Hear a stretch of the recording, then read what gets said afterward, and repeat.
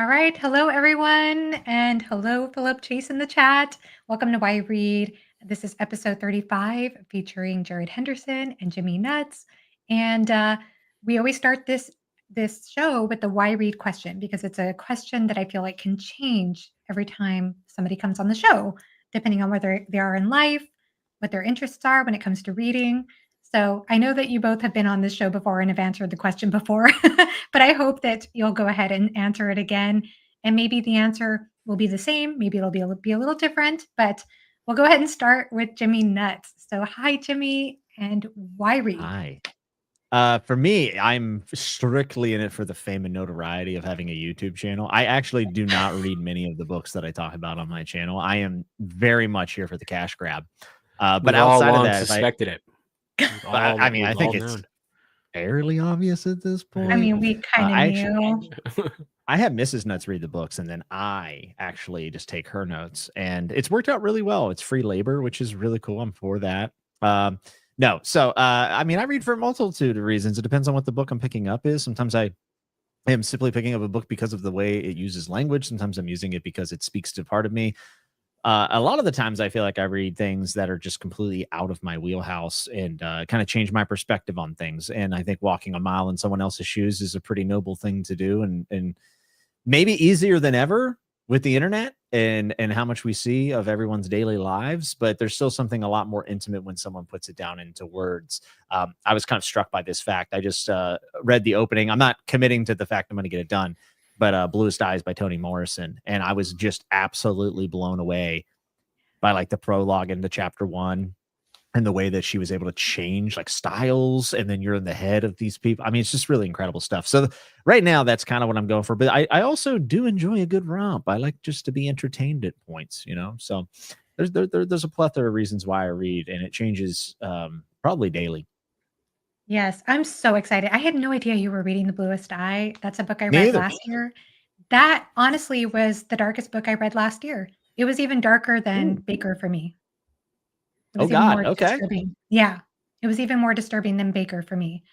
And I love that what you said though, because that is something I want to explore in this episode a little bit, is about different types of reading experiences and what we get out of them. So we're going to turn the question now to Jared. So hello, Jared. Thank you so much for returning to Why Read. It's been a while, and I would love to hear your answer to this question. Absolutely. I'm looking forward to it. I will just say though, don't get excited when Jimmy reads a book you love, because it might take him 9 months to get 3 chapters in, like it is with Wolf Hall or something. And if you rest your happiness on this, you're bound to be disappointed. But anyway, I mean, so I have like a standard answer for this, but I have a second part to it today. And I'm a bad guest. I didn't watch to see what I said last time. I think reading is part of what makes us human. I think that reading is a way to expand your mind, to train your mind, and to become better in a sort of very natural sense in which all of us want to be better. We want to think more clearly. We want to be more empathetic. We want to understand different ways of viewing the world and figure things out for ourselves, because we're all just trying to earnestly figure out this world that we live in. And I think that reading is essentially a perfect technology for that. I think basically no technology since then matches this. I think video and audio just don't compete. And I think that basically when we invented writing, we invented storytelling, we invented discursive argumentation in written form and things, we knocked it out of the park. We got it in one. And now it's been downhill ever since. But the other part though is just that I think that you should read because it's also fun, you know? And I think that's something that I often overlook. But, reading is kind of a pure source of entertainment for me and pleasure, in a way that I still also feel engaged when I'm enjoying myself. Yeah, and I love that answer, because I don't think that you have to read for one reason, and yet I would be curious, because I'm sure you two know of Harold Bloom's perspective on this. Now, I have not read Harold Bloom's book in full transparency, but I know that he's talked before about how important it is to read, but it's also equally important what you read. And it sounds to me like I get the idea that he puts a lot of importance on quality literature. Like there needs to be some sort of I don't know, some sort of factor there of quality and not entertainment. That's the idea I get. I don't know if I'm misunderstanding him. I Jimmy, mean, it Harold sounds like Bloom. you have thoughts. was a notorious snob. I mean, to be fair, I think he's pretty. I actually really enjoy Harold Bloom, a lot of his writing, and I also enjoy just hearing his commentary on things. But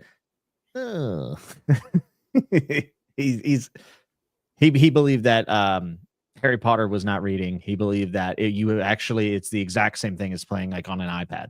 He equates them to be the exact same thing, which is kind of insane. Yeah. Yeah, I mean, well, look, I mean, he can maybe overstate some views on but I think that there is a sense of like where the quality of what you read does matter quite a bit. It's not as if like I exclusively read things that are like great classic literature or something. It's probably not even a majority of what I read, like a strict majority, but I do think making sure that it's part of a diet. I mean, the metaphor I like to use is something about like a reading diet, like, and you want it to be balanced, and it doesn't mean you can't have like those kind of things that are like your sugary fun, but it does, do you good to eat your vegetables too, and eat your red meat, which I assume is like David Foster Wallace and Haruki Murakami or something. But I think in general, what you want to do is actually strive for balance in your reading, which is something that I try to do. Yeah. Yeah. I think that that's true. I found myself the last couple of months trying to bring a little more balance. I think I read a lot of heavier books for me last year.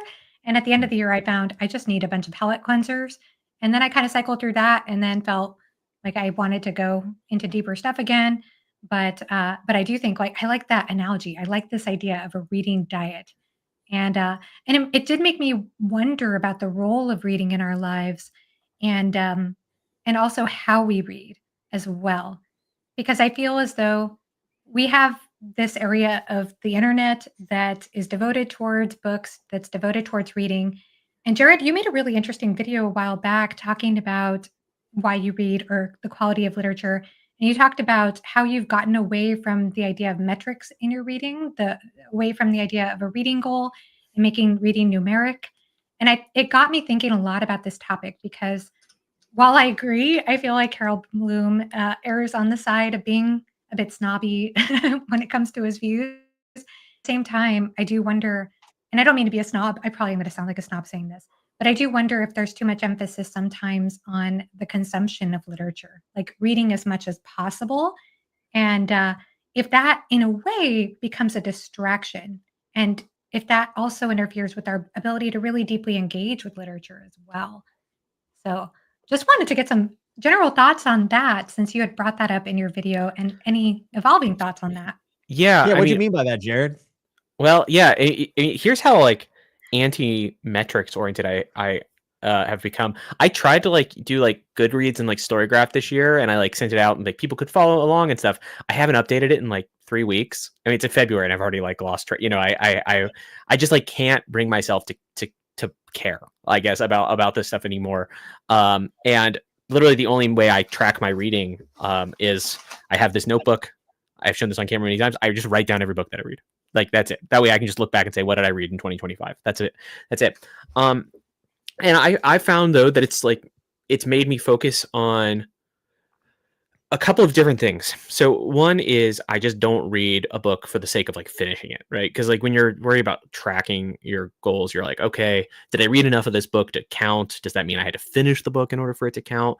And then you end up just like reading a lot of stuff that probably you just didn't want to finish. And I'm become much more comfortable with dipping in and out of books. There are also books, like a lot of nonfiction, frankly, you don't need to read from cover to cover depending on your interest. If I'm like doing research for something, there might only be a couple of chapters there. If I'm really tied into my metrics though, that almost feels like I've wasted a reading day because I read some deep chapters from a couple of books, but I didn't finish anything, so it doesn't count. Well, if you spend your whole day reading and you actually enjoyed all the stuff that you read and you felt like it was useful or fulfilling for you and on all these various dimensions, it was good, but then it says it doesn't count. Well, that tells you the metrics of the problem rather than what you were doing when you were reading, right? And I think that's the kind of trap that we fall into if we focus too much on metrics when we read. I understand that there is just like this bare fact that for some people, setting a big reading goal and hitting it feels good and motivating. So if that like works for you, my advice is basically always to do it. Do it if it works, right? And as soon as it becomes a problem, though, stop doing it. Like the second you think, oh, I have to hit this reading, something, then just stop. Just stop. Because I think what you should do is like view your reliance on metrics genuinely as like a tool for motivation at most. And then, but for most of the time, I just think we could just not worry about metrics at all. And we could just read, and you'll probably be happier, and you'll probably actually, I think, read more in the end, spend more time reading, enjoy what you read more, get more out of it. Yeah. I mean, for me, I count my day a win if I just read. And it doesn't necessarily matter as much if I read so many hours or so many pages. I Mhm. do love to read, so I do read for a quality amount of time, I think, but yeah, I've never been somebody who has done a Goodreads reading goal or anything like that. I think the only metric I've ever set for myself is, when I started trying to get back into reading fiction again, I set myself a goal of reading 5 minutes a day, and so I guess it was metric in that sense, but that was just to get the ball rolling, so I was getting into the habit of reading again, and it worked very effectively for me, setting the bar that low. But otherwise, I find the number game, it just doesn't really suit me and my personality very much. So I certainly don't read for that purpose. Jimmy, I noticed I don't think you gave a TBR for the year. Am I wrong about that? I know you give monthly TBRs, but did you set a I don't number even of really do goals? monthly TBRs. I mean, I don't even really like. I say I have a rough idea, like, hey, this one I'm reading now. I might try to get to like these 2 or 3 things, but it's always been very loose. It's never like a set thing of like I have to read this month. I've been really trying to get away from that as much as possible, minus my Patreon pick. Um, but metric is not just like how many books you're reading of this month or how many of this or that, but like we kind of talked about like a reading diet, right? Well, that's kind of a metric in some ways. Like, well, Well, how that's much am I true. reading of this? How much am I reading of that? So, I think the whole idea of a metric is actually pretty wide. But ultimately, all it comes down to is just trying to do whatever you possibly can to get you to read. That's it. That's it. Yeah. That's the goal. Yeah. I would like reading to stick around. I'd like books to keep selling off the shelves. I don't care if it's Fourth Wing. I don't care if it's Tolstoy. I have no qualms with anything anyone reads. Truly, just as long as people are reading. For me personally, this year's been pretty freeing. Having pretty low commitments. In fact, this month's actually the most commitment I have because I'm reading a book with you and I'm reading a book with Alan. So that's two like kind of like required reads is how I kind of label them. But for me, I've been out of books all the time. Like what Jared said, it's very freeing. But it's ironic that Jared would mention this and then shame me for not finishing Wolf Hall. That is My my point about Wolf Hall is that it's great. You're ignoring it to read crap that I didn't suggest. and, and so I'm just saying just read better books, including the ones that I said are good. okay. There's this idea though. Jimmy and I both have backgrounds of various kinds of tech companies, and Yeah. one of the ideas that floats around a lot in the corporate world is that as soon as you take a metric and you turn it into like a goal or a measure of it ceases to be a good measure, right? So like if you are a software developer and you measure the quality of your work based on the number of Jira tickets you open or close, well, it turns out you're just going to open a bunch of tickets and then it becomes a useless measure. I think at first the number of books you read is like, I want to be a better reader, so I'll read 50 books, right? You're saying something like that.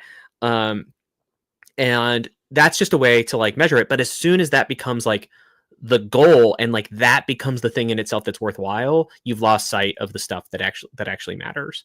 And that's why I think for me it's very easy. Like I think what most people have to realize when I talk about this advice stuff on my channel ever, or like why you can't focus or any of these topics, it is all because these are things that I struggle with. It's all projection.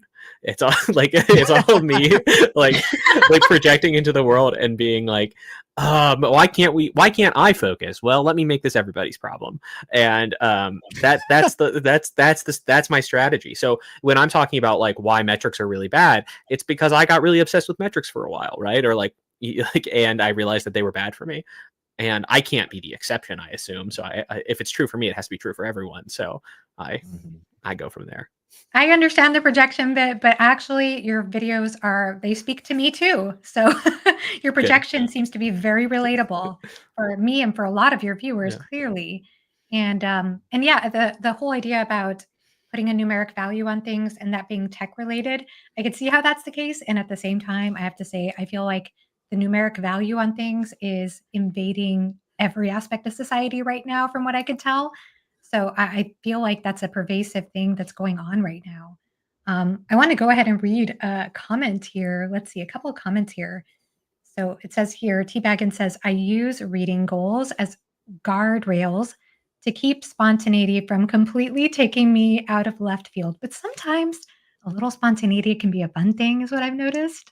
So I really like this though, because I myself like to have a like standalone TBR. I have a series TBR, and I don't hold myself too strictly to that. Like those are general ideas and goals, and kind of like Jimmy was saying that we're going to buddy read a book together this month, and that's like his required reading.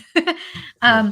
I mean, there's a little bit of that, I guess. There are some commitments that can happen when it comes to buddy reads, but for the most part, I think it does give me a sense of accomplishment if I read most of the books on my list, but it's not the end all be all goal. The goal is that I had a really incredible experience, that I Mhm. touched into something.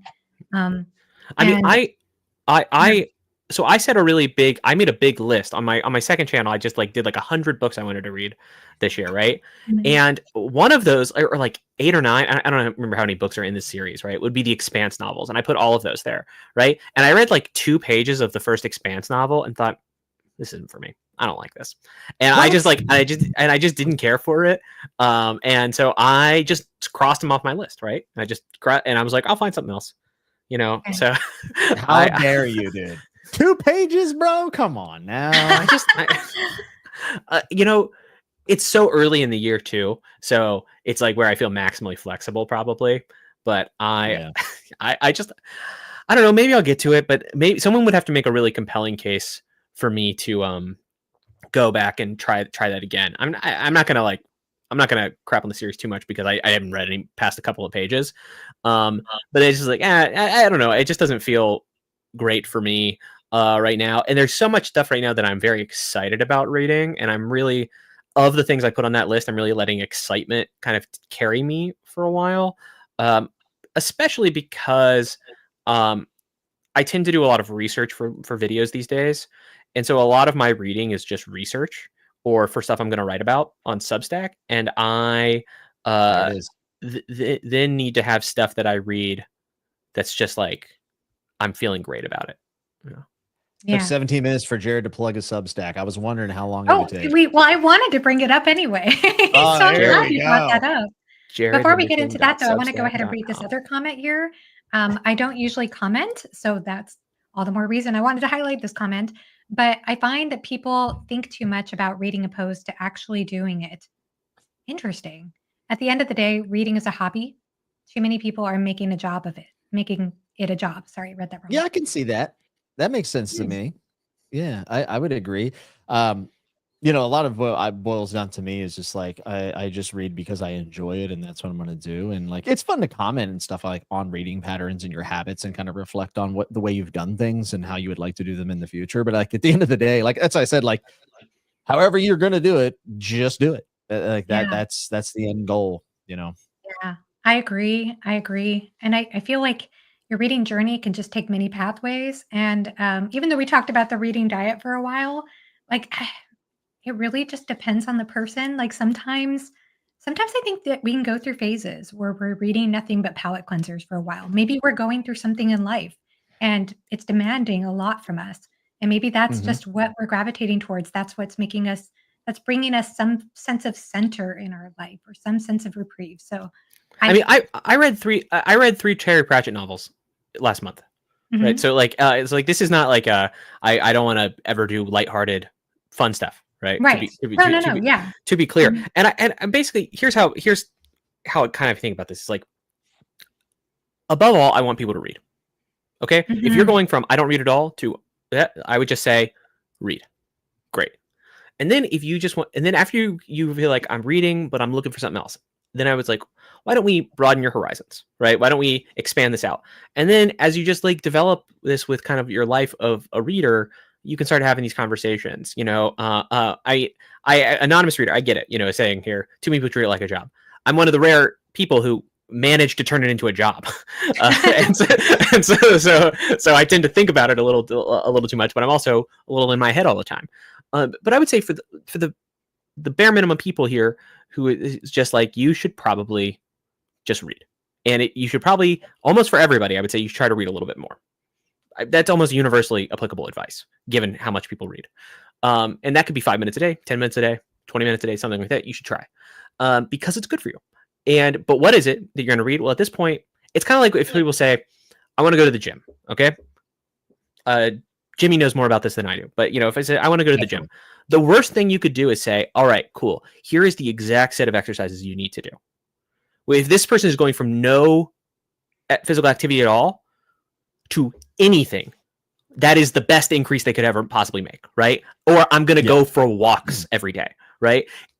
Then to come in and say to them, hey, actually, walking kind of sucks. You need to be swimming twice a week. You need to be doing strength, but eventually they might say, hey, I'm feeling really good, but I feel like I could do a little bit more. And that's where you talk to them about other kinds of exercise, and like you kind of build it up over time, right?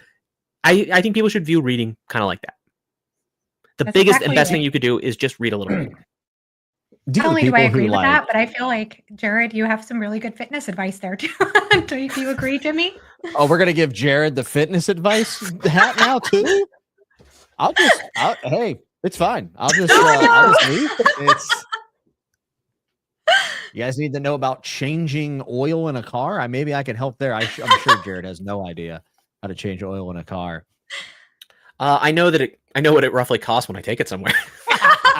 Same. Jared, I'm surprised you didn't say, actually, I drive electric. Do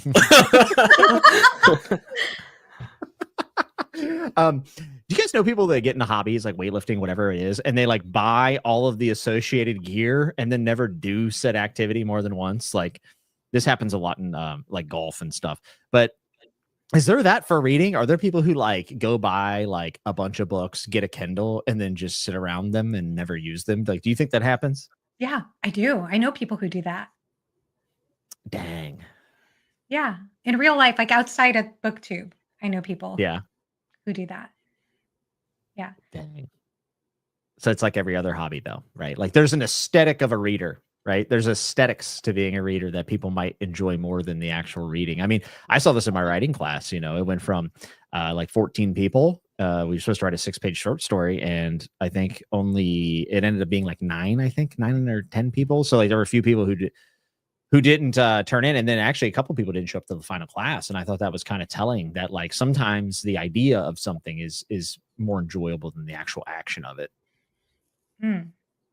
That's how I felt about The Expanse. That's why I bought all the books in advance. Just watch funny. What a good example. As a newbie making book and reading content, I found within even 8 weeks, I felt the pressure to read more and get numbers up. It's taken a conscious effort to not get swept along. So I feel like that is a difference too when you're making book-related content online, whether it's your job or hobby even. I feel like that can change the game for you. But yeah, I mean, when we're talking about average reader outside of book communities and then people in the book community, whether they're making content or not, I think that is going to be different. That's going to be my guess. But no, I just brought up the fitness thing, Jimmy, because when I was talking to Jimmy about how I was starting to get into resistance training, and I was like, I'm just doing like 10-pound weights, so I know I'm really weak. And Jimmy was like, no, that's good for you. If that's what's helping you and that's where you're at, then that's where you start. Like you gave me that advice, so I thought it was funny. I mean, that can also translate to reading, right? Like, I mean, there's definitely cases where I think throwing people in the deep end is actually probably a good thing for certain readers.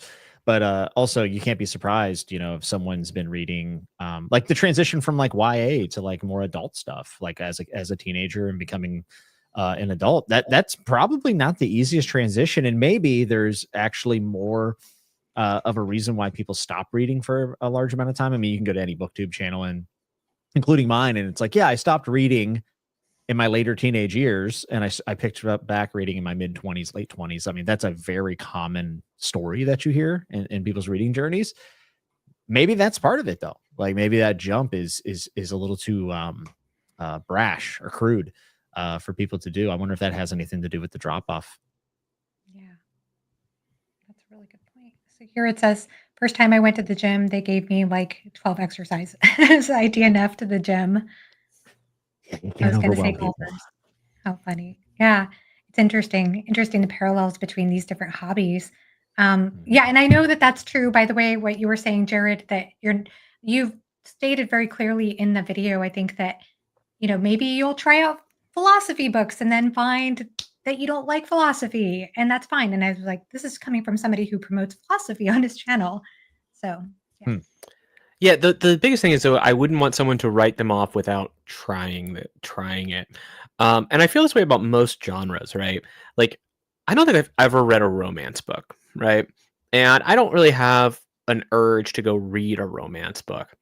But I feel like it would be weird for me to say that I never would, because I've like never read the genre.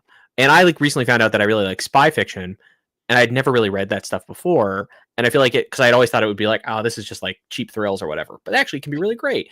And I've just like found that like, don't limit yourself in advance.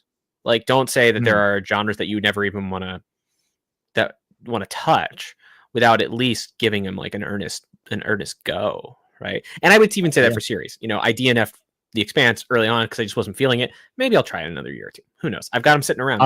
I was about to bring that up, so I'm glad you Yeah. addressed the elephant in the room. Yeah. There's just so much to read. There's just so much to There read. is, yeah. There is. There is. I agree with this idea of not limiting yourself. I know Murphy Napier did a wonderful video about reading more, but it wasn't about reading more in terms of necessarily the quantity of books, but more just finding your reading path so that you're more excited to read. And she was talking about how she went down these different rabbit holes, like these different pathways in her reading based on one book that sparked her interest in a way that she had never thought Yeah. she would be interested. And the next thing she knows, she's into like not cosmic horror, biological horror or biological sci-fi or something. Um, and just different kinds of literary fiction. It was interesting to hear about that, but I thought that's a neat way to inspire people to realize they don't have to stay down one pathway when it comes to literature. And at the same time, Jared, you brought up this idea about reading projects. And I thought that that was interesting Mm. because I know, like, for example, Jimmy, speaking of reading projects, I know that you have an interest in reading all of Ishiguro, which I do as well, and David Mitchell. And is there anything that you're looking for in those reading projects? Like, you want to talk about those or why those authors No, have it's been just about into like you? yeah, it's just about like understanding like the authors that are really standing out to me, and then basically reading them until they cease to amaze me. Like that's it. I want to I want to continue being amazed. And Mitchell, I just finished Ghost Written, and I just jumped right into Number 9 Dream, and I'm still very much amazed. So I think it's just about for me at least, just continue to read why I like what I'm really loving, because the more I dive into an author, the more I can kind of understand why maybe those things work for me. I also think looking at an author's body of work is like pretty important if you're going to start putting them into like your top lists, right? And you're going to say like this is a person I think is excellent. Like it's actually one of the reasons why I'm very curious about Joe Abercrombie's next book, because he's going outside of the first law universe. I know he has the YA Viking thing. I'm not going to read it, but I honestly a lot's kind of writing on like Joe Abercrombie being an all time favorite if he can write outside of the first law universe. You know what I mean? Like not saying that even having just like one series, like for instance, Erickson, I'm very captivated by Steven Erickson, but he's written other stuff, but like most of it's Malazan for me, right? Like that's what I've read from him. So it's not even to say that, but like there's this sense of like I wanting to understand an author's entire body of work and how they arrived to where they got. And that's why I also really like publication order. I kind of wish maybe with David Mitchell I had done that, because going back to Ghost Written, I actually really loved it, but it almost felt like a mini Cloud Atlas in some ways. And I probably would have liked Ghost Written maybe slightly more had I read it before Cloud Atlas. Maybe, maybe not. Yeah.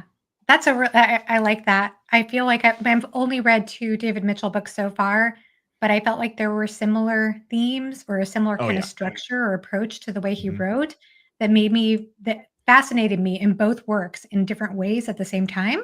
So it does make me want to read more of his books to find out how long that excitement will go. And with Ishiguro, I think I'm most interested in reading more from Ishiguro because every time I hear people talk about him, everyone has a different favorite from this author, and there seems to be a wide range in which he writes, wide genre range, and he's not afraid to mix genre stuff.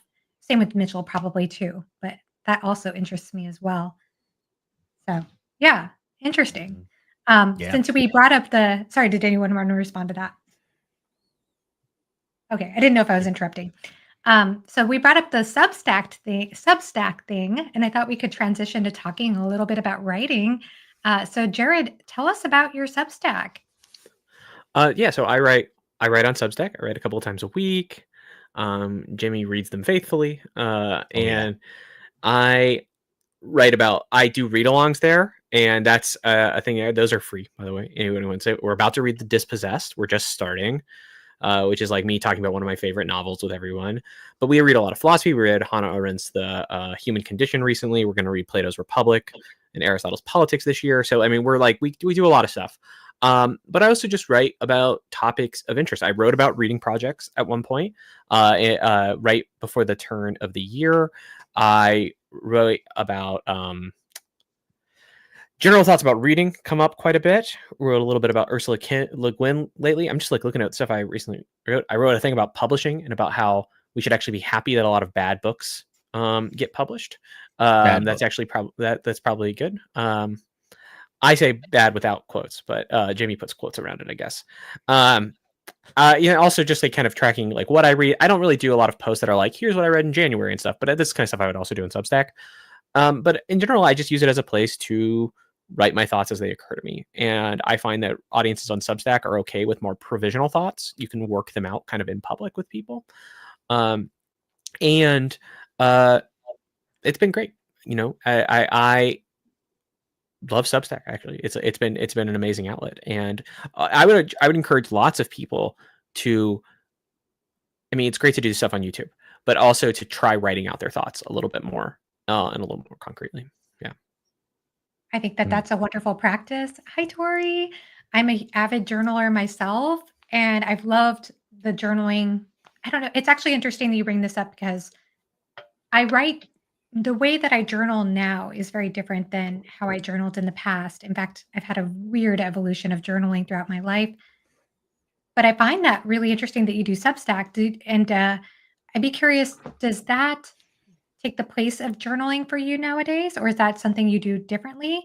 And second question to that, because you're publishing your thoughts on Substack, and this is conversations that you're having with your community, is that something that you put a lot of effort into editing and polishing before you publish? Or do you feel like you just I take a give little bit of time? I give everything at least one extra read. But I found actually people on Substack are looking for a slightly more authentic experience than they would if they were like reading a magazine article or something.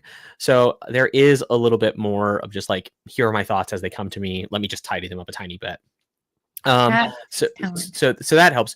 But it doesn't take the place of journaling. I mean, there's stuff I want to write about that I don't want other people to ever read, and things I need to process on my own before I could bring them sort of publicly.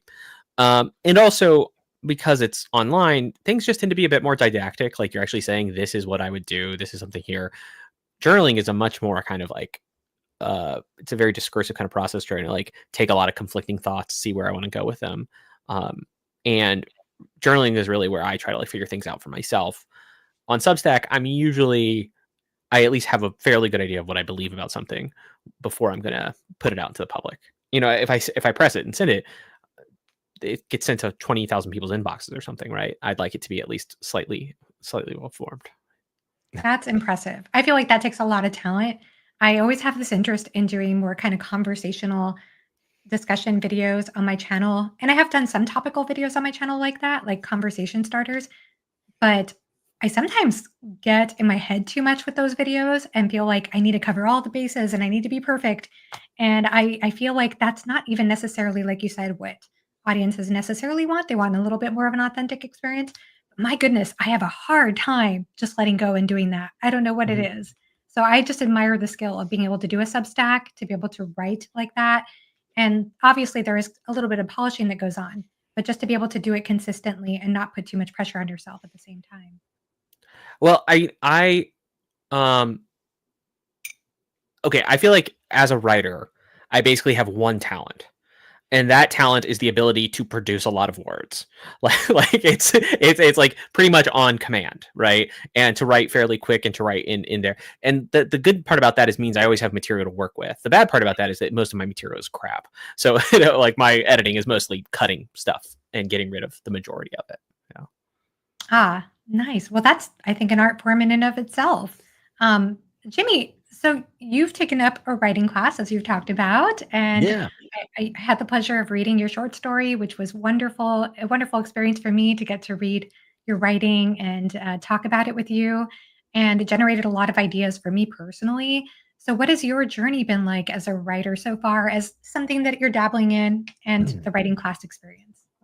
Well, for me, it was like figuring out what being or what writing really actually is. Remember how we talked about the aesthetic? Like everyone loves the idea of going to a bookshop with the laptop and like plugging away at like the next best thing, right? In reality, I think it's a lot more mundane than that, at least for me. I know some people get like really inspired and have this almost like dialogue within themselves between characters. I don't have any of that. I'm pretty unimaginative in many ways. But what I have found is that it's also okay just to kind of find your thing. And for me, it turned out that I really like short fiction. I like reading short fiction too. One of the not to go back to the metric thing, but one of the things I've actually heard said, I've seen this said before, is that people don't do short stories or they will not because it doesn't count towards the reading goal for the year, which I think is like treacherous. It's up to them. They can do whatever they want. But to me personally, that makes me feel sad because like so much short fiction has inspired like days worth of dialogue with myself or other people. And I have found that um, I've had to find a way to enjoy writing and editing being the bigger part of that.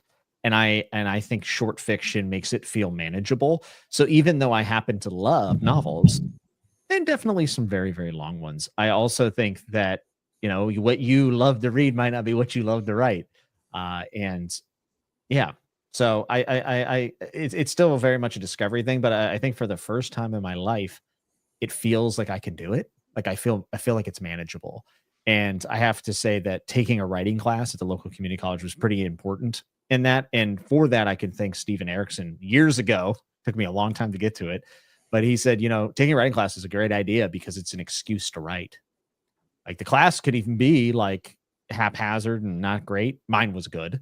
But he said, even if it's not, it's just an excuse to write. And I did not realize how powerful that excuse is. And so I'm actually, today was the last, like literally 30 minutes before we did this, but it was my last class in the writing class. And it was very, very good experience for me. So I don't know. Also like figuring out why you want to write is probably a pretty good idea. Like meaning that like, do you want commercial success? Do you want to do it to feel proud of something that you've created? Do you want to use it to entertain folks that you know? Do you want to work through your own ideas and stuff? And that's something that I'm still trying to like figure out the balance of. Yeah. Yeah, Daniel Green did a really interesting video about this topic the other day, Yeah. and talking about how important it is to devote the time to your art form and to recognize writing as an art form. It was interesting, and he talked about how hustle culture conflicts with that, but I love that at the same time as I say that, I really do love that idea about having how a class gives you that structure and gives you that push to write, that excuse to write. And I would imagine Substack would have a similar effect too, because your Substack audience is expecting a newsletter. So there is Yeah, I mean, that. keeping the some amount of a schedule helps in the sense of like it means I have to devote there. But for writing, I think just making time to write, right? In the same way that like if you want to read more, just make time to read, right? Just find Mhm. like decide the time to read. For writing, it's like that too. Now, I would say the difference between reading and writing for me here, and I'm sure Jimmy actually could relate to this uh, maybe too well, is that when it comes time to write or to create anything, I also need to bracket a certain amount of time for like intense self-loathing. Oh yeah. As I write and be like, wow, this is really crap, and like maybe that says something about you as a person. But like this is part of my artistic process, and so with reading, at least I don't have to feel that way. But just like making the time to read or making the time to write is actually really crucial, and you do find it gets easier to at least get stuff on the page, and editing becomes a little bit less painful. It's never painless. And you start to develop a voice and sort of ideas that you want to get through on a regular basis, or themes that you want to explore. Yeah. Mhm. You know, That's someone just really wrote in the chat, to be an artist is a practice self-loathing, and I think, for at least in my experience, that is true. Meow cat. This, There is some truth to that. yeah. And yeah, it's interesting because I've been to a couple of master classes recently, music master classes, in which the clinician has said in both master classes, one was for violin by Hilary Hahn, which is a world renowned violinist, and another one was from this opera singer. And in both master classes, the first thing that they'd ask the student who was performing was, tell me something that you love about your playing, or tell me something you love about your voice. And especially in the violin one, wow, those students struggled to come up with an Mm. answer because there's just so much self-criticism, so much perfectionism that is Yeah, embedded into our concept of ourselves and how we perform in our art form. Absolutely, especially as we're trying to become better refined artists. Um, it's an important journey though to be able to find your voice, but also be able to find something I think that you appreciate about your voice too, appreciate about your own writing, I would say. Wouldn't you both say that? Yeah. Yeah, I Have think you been that's able to true. yes, find but that yet? yes, but now that you say it, I can't think of it, right? And that's made me think maybe I need to get over this self-loathing thing a little bit more. But yeah, like if you were like, what do you like about your writing? I don't know if I would actually be able to point to anything. Oh, wow. Yeah. Interesting. What about you, Jimmy? Do you have anything about your writing that you could say you love about your writing yet? I know this is The only hard when you're starting, but I would say in my limited experience, the little things I've done and being able to be a part of feedback circles, it does seem like whenever I want something to land, it has landed, which means that I feel like at least when I take my punches, like I know when to throw it, which is probably a pretty good talent to have. I think that comes from wrestling, and delivering promos. Promos are fairly similar to telling a story in many ways, as is the match itself. But I think that like I learned a lot of that back then, and I think being able to apply it to like writing is definitely uh handy. I would say I don't know if there's anything I'm totally in love with my writing, but I will say this: like if you're someone who's an avid reader or you do book reviews, like a lot of people write reviews on Goodreads and stuff. I think to get to the like if you ever feel like you're like saying the same things about a book or like you're not sure what you're supposed to say, like one of the things that has helped me is like trying to write your own story and like realizing just how difficult this thing is, and then you start to look at these things that you might consider like slop or like popcorn read. Why is this book selling 5 million copies or whatever? But then you realize like how hard it is to tell like a logical, well balanced story. And I think it gives you some appreciation to like maybe finding the little things that authors do well, even if you don't love their work. So I actually think it makes you a better reviewer in many ways, or just a better reader. And if you don't want to write something yourself, I would suggest actually like writing your favorite book down, like chapter one, like open up whatever book it is. Like if it's I don't know, like Return of the King, like write the first, like literally open up a Word document and look and type it. It's actually something that's helped me a lot with my writing and also like appreciating some of my favorite authors. oh, wow. That's absolutely fascinating advice, for a number of reasons. I myself am not a writer, but I can see the usefulness of that. And I'm curious too. I was going to ask you too, because I mean, honestly, Jimmy, I know I've told you this before in our conversations, but every time I watch a wrap up from you, I feel like you get better and better and better in the way that you talk about literature. And I'm curious about your journey with that. How have you been able to achieve those results? I mean, I know the more you do something, the better you get. Yes, but it seems like you're digging deep into the books that you're reading. How are you doing that? How are you engaging with your books differently now versus maybe when you started a channel? Not to say your reviews were ever poor quality, they've always been good, but I feel like you've gone up a few levels lately. So I wanted to ask you about that. Oh, thanks. That's very kind of you. I think for me, it's just trying to balance the idea of like what is the author trying to accomplish, but also like who is this for? And I've talked about like the lens in which you read is definitely different whenever you're, at least for me, whenever like I'm trying to talk about a book to massive amount of people, massive being relative to my channel and its size, of course, but uh certainly reading it from multiple perspectives and how I think people will engage with it. I will say, I think my audience being so consistent over 5 years has helped me kind of get in tune with what my audience likes to hear from me. Meaning, what do they want to know about books? Like, people come to me for a very specific reason. There's a bazillion people they could watch. Some of it's probably personality and entertainment and my stupid jokes and whatever. But there's also something about what I'm pulling out, which generally is like, what is this book saying?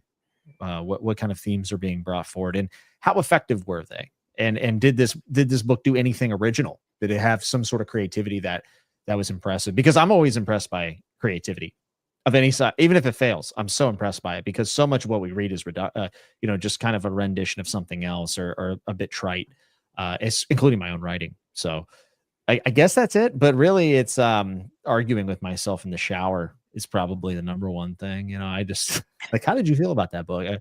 I'm crazy. That's probably what it is.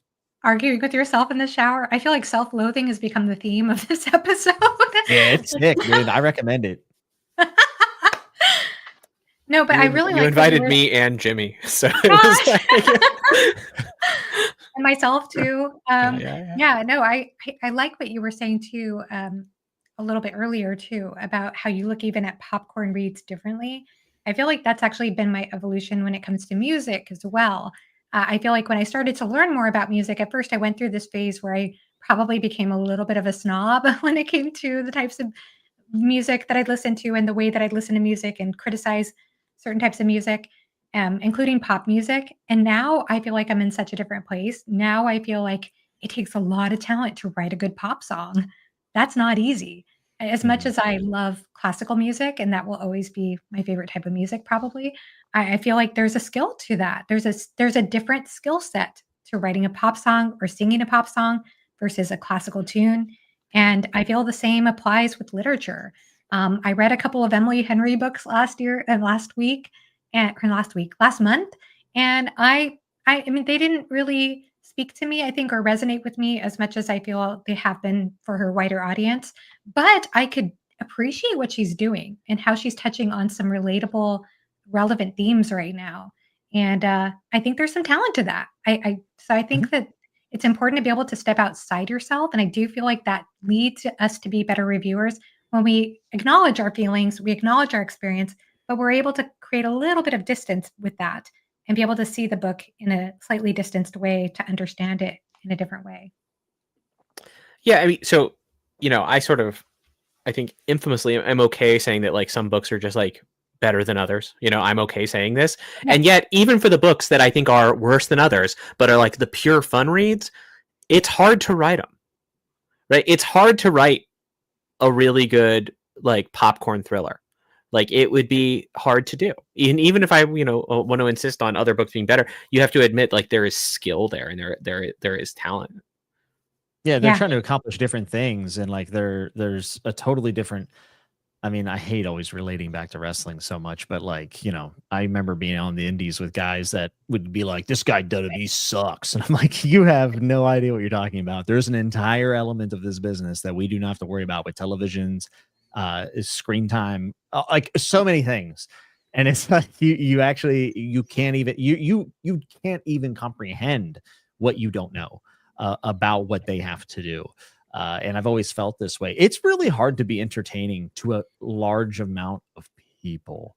And if you need proof of it, I mean, look at YouTube. YouTube's tough, dude. To have mass appeal, very difficult. I mean, Jared could tell you. I'm sure you think about your approach and how you say things, and it's not easy work to have that mass appeal. Someone could look at Jared's videos and say, well, he's doing a very reductive take on this. You can't possibly talk about this thing in 10 to 12 minutes. And Jared probably agree with you. He'd say, yeah, this is a snippet of this is as cut down as I can do of what this topic might be. But that's a skill that's very, very difficult to do. I agree. And I think actually, what I do takes a lot of skill. Let's be clear. Yay! No, but we've transcended self-loathing, I think. There's that narcissist I know. No, I wanted to say actually that one of the things about David Mitchell that I think is so amazing is when you read Cloud Atlas, which is just like this masterwork, right?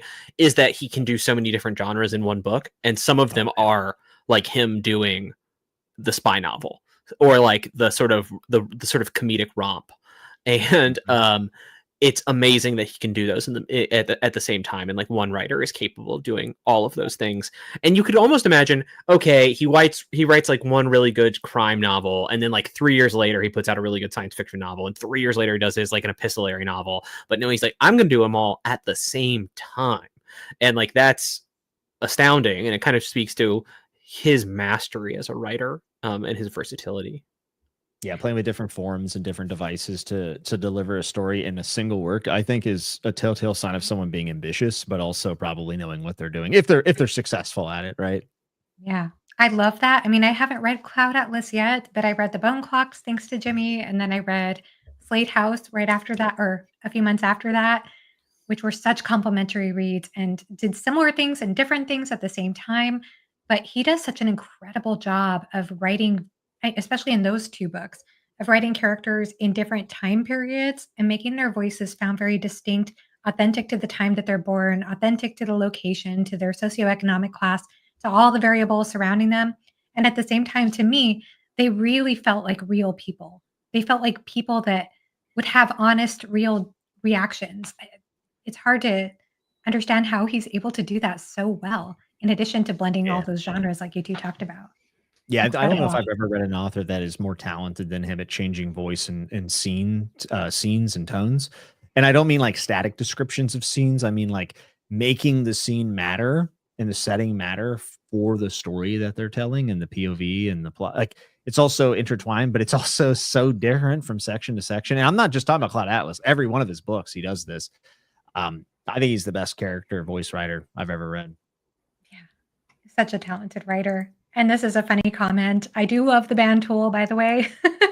And actually, it's funny because books tend to be my social outlet nowadays, but there was a time in my life or a period in my life when I would get together with a group of friends and they would come over to my place and we'd watch opera DVDs and talk about opera, which is incredibly nerdy, but That it is was very fun back nerdy, then. Joanna. Yeah, it was very nerdy. And now you've upgraded to live streaming about books, so It's you know. Ah, yeah, that nerdiness though is still part of my heart though. I have to admit, like I've recently taken an interest in poetry, which Mhm. I don't think I've ever gone through an authentic poetry phase. When I was a teenager, I used to write a poem a night. Every night I would write a poem, Mhm. and then in the morning I'd wake up and read the poem, and I would be just shocked how bad it was. Like I would think the next day, what was I thinking? What was I on? How what came out of me that just was terrible. So I gave up writing poetry, but I've always connected to poetry through music. And uh Mm. and then oddly, I think something that made me want to turn towards poetry was were actually a couple of books, honestly. So Letters to a Young Poet by Rilke definitely made me want to get back into reading poetry, especially by him. And Evie gifted me a wonderful book of poetry by him that I still need to get into. And then the second book was, The Sarantine Mosaic by Guy Gabriel Kay. Even though I wasn't as high on that duology as a lot of people, or as other Kay books I've read, it was based on the poetry of Yeats. And I got a Yeats poetry book for Christmas, and I'm so wanting to get into Yeats. I really want to dig into his poetry. And then I recently heard a song that was set to an Emily Dickinson poem, and it was so stunning. It was so moving that I want to read Emily Dickinson now. So I'm going through this weird phase where I'm realizing there is some kind of weird bridge between what I connect to in music and what I connect to in literature. And Mm. I would, and both are similar in the sense that I feel like I have a wide range of interests when it comes to music as well as literature. But yeah, that's something that's speaking to me. Makes me think Mm. of you too, Jimmy, because I know I love when you talk about wrestling and golfing, and it seems like you come up with so many good analogies for those 2 things in your reading life too. Yeah, it's just how my brain works is metaphors, I guess. Like and trying to relate things and understand like why I like multiple things. And um I don't know. I think it's pretty human though. I don't think I'm special for that. Well, I think it's healthy. It's a good thing to like multiple things. One of the few healthy things I do. Well, you go to the Yeah. gym. I think you're a pretty healthy guy. Yeah, but I mean I am just pounding gear. Like, I mean, an obscene amount of trembling. No, I'm just kidding. Trying to make his head grow. Yeah. I'm trying to get on that jet fuel. Yeah. Aw. I've been reading a lot of poetry. It's because I have a 2-year-old and it's mostly hop on pop, but Nice. that's all I have about that. That was the only point of that joke. I that's all I have. There's Yeah. been some new poetry coming out called Dracula Flow that I'm a really big fan of. And one of the lines is that top shelf Zaza is disturbing my circadian rhythm. Hmm. No one's going to know what I'm talking about. Don't worry about I it. don't. It's an internet meme. It's fine. Don't worry about it. Aw. Belltube got it. There's at least Oh, one. you got it. There you go. I've got to see this. Okay. So I also wanted to transition to talking a little bit about attention spans because I know this is this is a topic that is also of interest to me, and I know Jared, you did a video about this recently, and I'm really curious if our attention spans have gotten shorter. And I was trying to dig up at one point research studies about this, and I failed to do I think a complete search about it. Um, all I really know from people I've talked to is that when it comes to children, the attention span is usually equated with their age up to a certain point. So, for example, if a kid is 5 years old, they have 5 minutes of attention that they can hold. If they're 6 minutes, and it goes up from there for a little while.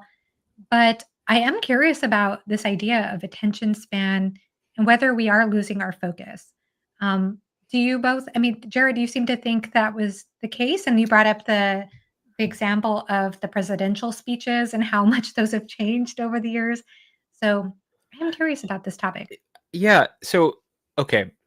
Actually, in response to that video, some people pointed out to me that the research on declining attention spans is actually a lot murkier than I portrayed it as in that video, which is just a case where, like, when you make something, you think you have a grasp on like what the things are, but especially since a lot of like my sort of scientific knowledge is filtered through reporting, right? And then I like had to go look. I got things wrong there, and I think like probably to say that our maximum attention spans are declining might not be as supported as I originally thought. But what I do think is the case is that we don't consciously develop the skill to sustain our attention for long periods of time. Not just like, oh, we all only have 45-second attention spans and it used to be 56 seconds or something. That's not really what I mean. It's like, it's the ability to be single-minded about a task or about like a speech or something like this for a prolonged period when it's required. And that, I think, is what's compromised, really. And it's the kind of focus you need if you're going to try to read a book, like, for extended periods, to follow a difficult and complex argument. And so the case that I brought up of the presidential debates, which is a thing from Neil Postman that he uses in Amusing Ourselves to Death, which is that the Lincoln Douglas debates were like 3 hours long, and that and people were expected to sit there for the 3 hours, and it's like an hour long opening statement or something. And now if you look at TV debates, they might last 3 hours, but there's 9 people on stage because it's for a primary or something, and you have multiple moderators, and these are not extended thoughts. What are they explicitly doing? They're chasing sound bites, right? And that's all anybody remembers. Does anybody remember anything about Howard Dean aside from the moment, right? Nobody remembers this. Like, it's all people. Does anything actually remember anything about Dan Quayle other than the fact that he can't spell potato? And this is the stuff that people call to mind, and we do not, I think, force ourselves to pay attention for long periods of time. And it feels bad when we try to do it because we're not used to it. It gets easier over time. That's the big thing, is that I don't think it's like, okay, what I would now say is this. After a couple of months of being able to kind of look at the topic again, I would say this, that it's not as if we have permanently hurt our ability to focus, like as in like we're totally screwed, right?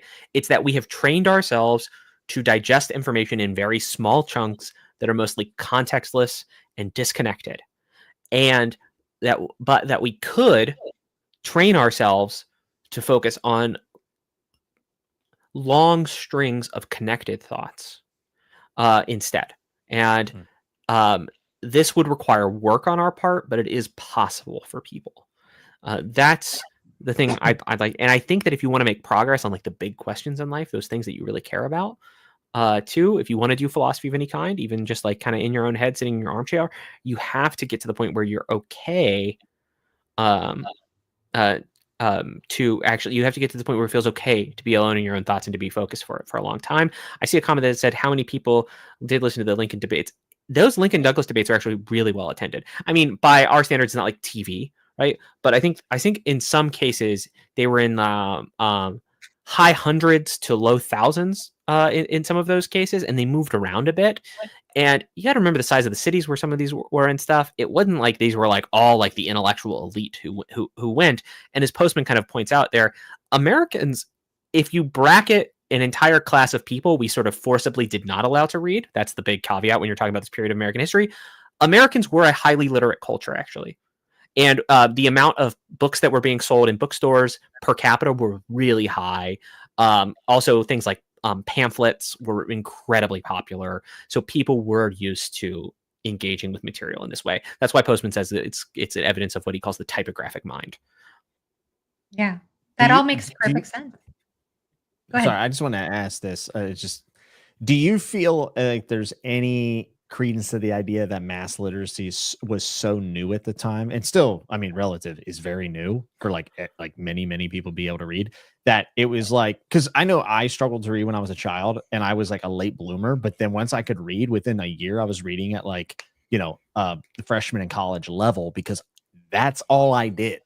Like, that's all I did. So do you think that it's a little bit of that? Obviously there's more options to digest things, right? That feel better, that are quicker, and that's a whole nother thing I'll bring up. But do you feel like that it's relevant that literacy was kind of new at that point? I think the most explanatory part of it, the thing I would be willing to bet money on that it explains most of it, is actually the stuff about fewer options. If you wanted to engage with stuff like it was that reading was kind of where it was at, or like oral storytelling or something like this. It's kind of the same reason why it's like, why do fewer people make music now, right? And I think that you could make it, and it's not that like we've all become too stupid to play guitar and piano and stuff. It's that like as soon as it became really easy to just like turn your CD player on and then your MP3 player and stream and stuff, music could become something that you consume rather than something that you make collectively or individually. That explains it. It's not that people got stupid or lazy. It's that the media, the ecosystem so radically changed, and we're actually fairly adaptive creatures. And so we adapt to the way that the environment changes.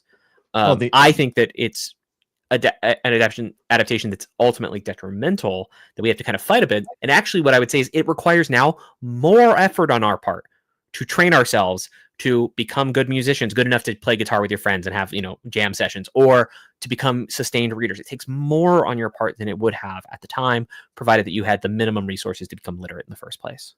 Yeah, absolutely. There's actually a really good there's a really good article about this called The Music Tipping Point. It's kind of old now, but it's by an author named Crowdis, I think, a scholar named Crowdis, a researcher. And he basically talks about this phenomenon with music. So if anyone's interested, maybe check that out. Really, really interesting points, Jared. I can't help but agree with everything you said. And I did question whether we are suffering from shorter attention spans. I recently read Marcus Aurelius's Meditations, and I was surprised when I was reading it how often Marcus Aurelius referred to his ability to be distracted. He was constantly saying, stop getting distracted, focus, focus, focus. And I was like, wow, I guess he was struggling with that as much as we are now, maybe in a different way. But there is, I believe, even though, like you said, the research on attention spans shortening is a bit murky right now. At the same time, I think there is some evidence that it can be taxing on especially younger minds, at least from what I've read. And who knows? I mean, there could be more research about this that I don't know about. That a lot of younger people, especially, and this is probably true for all ages, honestly, are switching between tasks so quickly because we have so many options. So a typical student these days might be on their iPad and they might be reading on their Kindle for 5 minutes and then switch over and watching a YouTube video and then switching over and checking a text and then switching over to TikTok. And they're doing these things so quickly back to back to back, having so many windows open on their browser that it's taxing on their working memory, their ability to keep information at the front of their mind as they're going. So that means that their concentration is being taxed as a result of that. And I know that there are some videos out there that have been talking. I did a video myself on flow theory by, the book by Chikmitsi Hai, the name I cannot pronounce for the life of me. But I really loved that book when I read it so many years ago. And he talks about the importance of spending some time kind of slogging through a task. I'm paraphrasing here in order to get into a flow experience with something that you have to put in that amount of effort, that time and effort. So it might not feel immediately enjoyable for a while, but eventually you can get to a point where you start to feel one with the task, that it starts to pay off. Mhm. Yeah, I think that actually has been a big motivator for me personally, having that ability to have some delayed gratification in some endeavors. Now, I'm not the best at this, and my attention is not the best it could certainly be better. But I know that for me, like the experience that I've always thought about and how that profoundly changed me was Beethoven's Sixth Symphony. It was when I was taking Hmm. this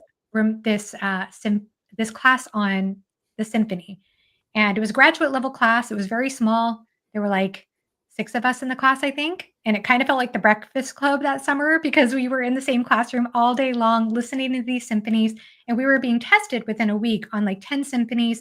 The professor would play a movement of any symphony. You had to know the symphony, you had to know the style, you had to know the composer, you had to know which movement and which part of the sonata allegro form, if it was that form or whatever. And so it was a lot of work. And I remember I did a pretty good job being able to concentrate and be able to identify the different symphonies.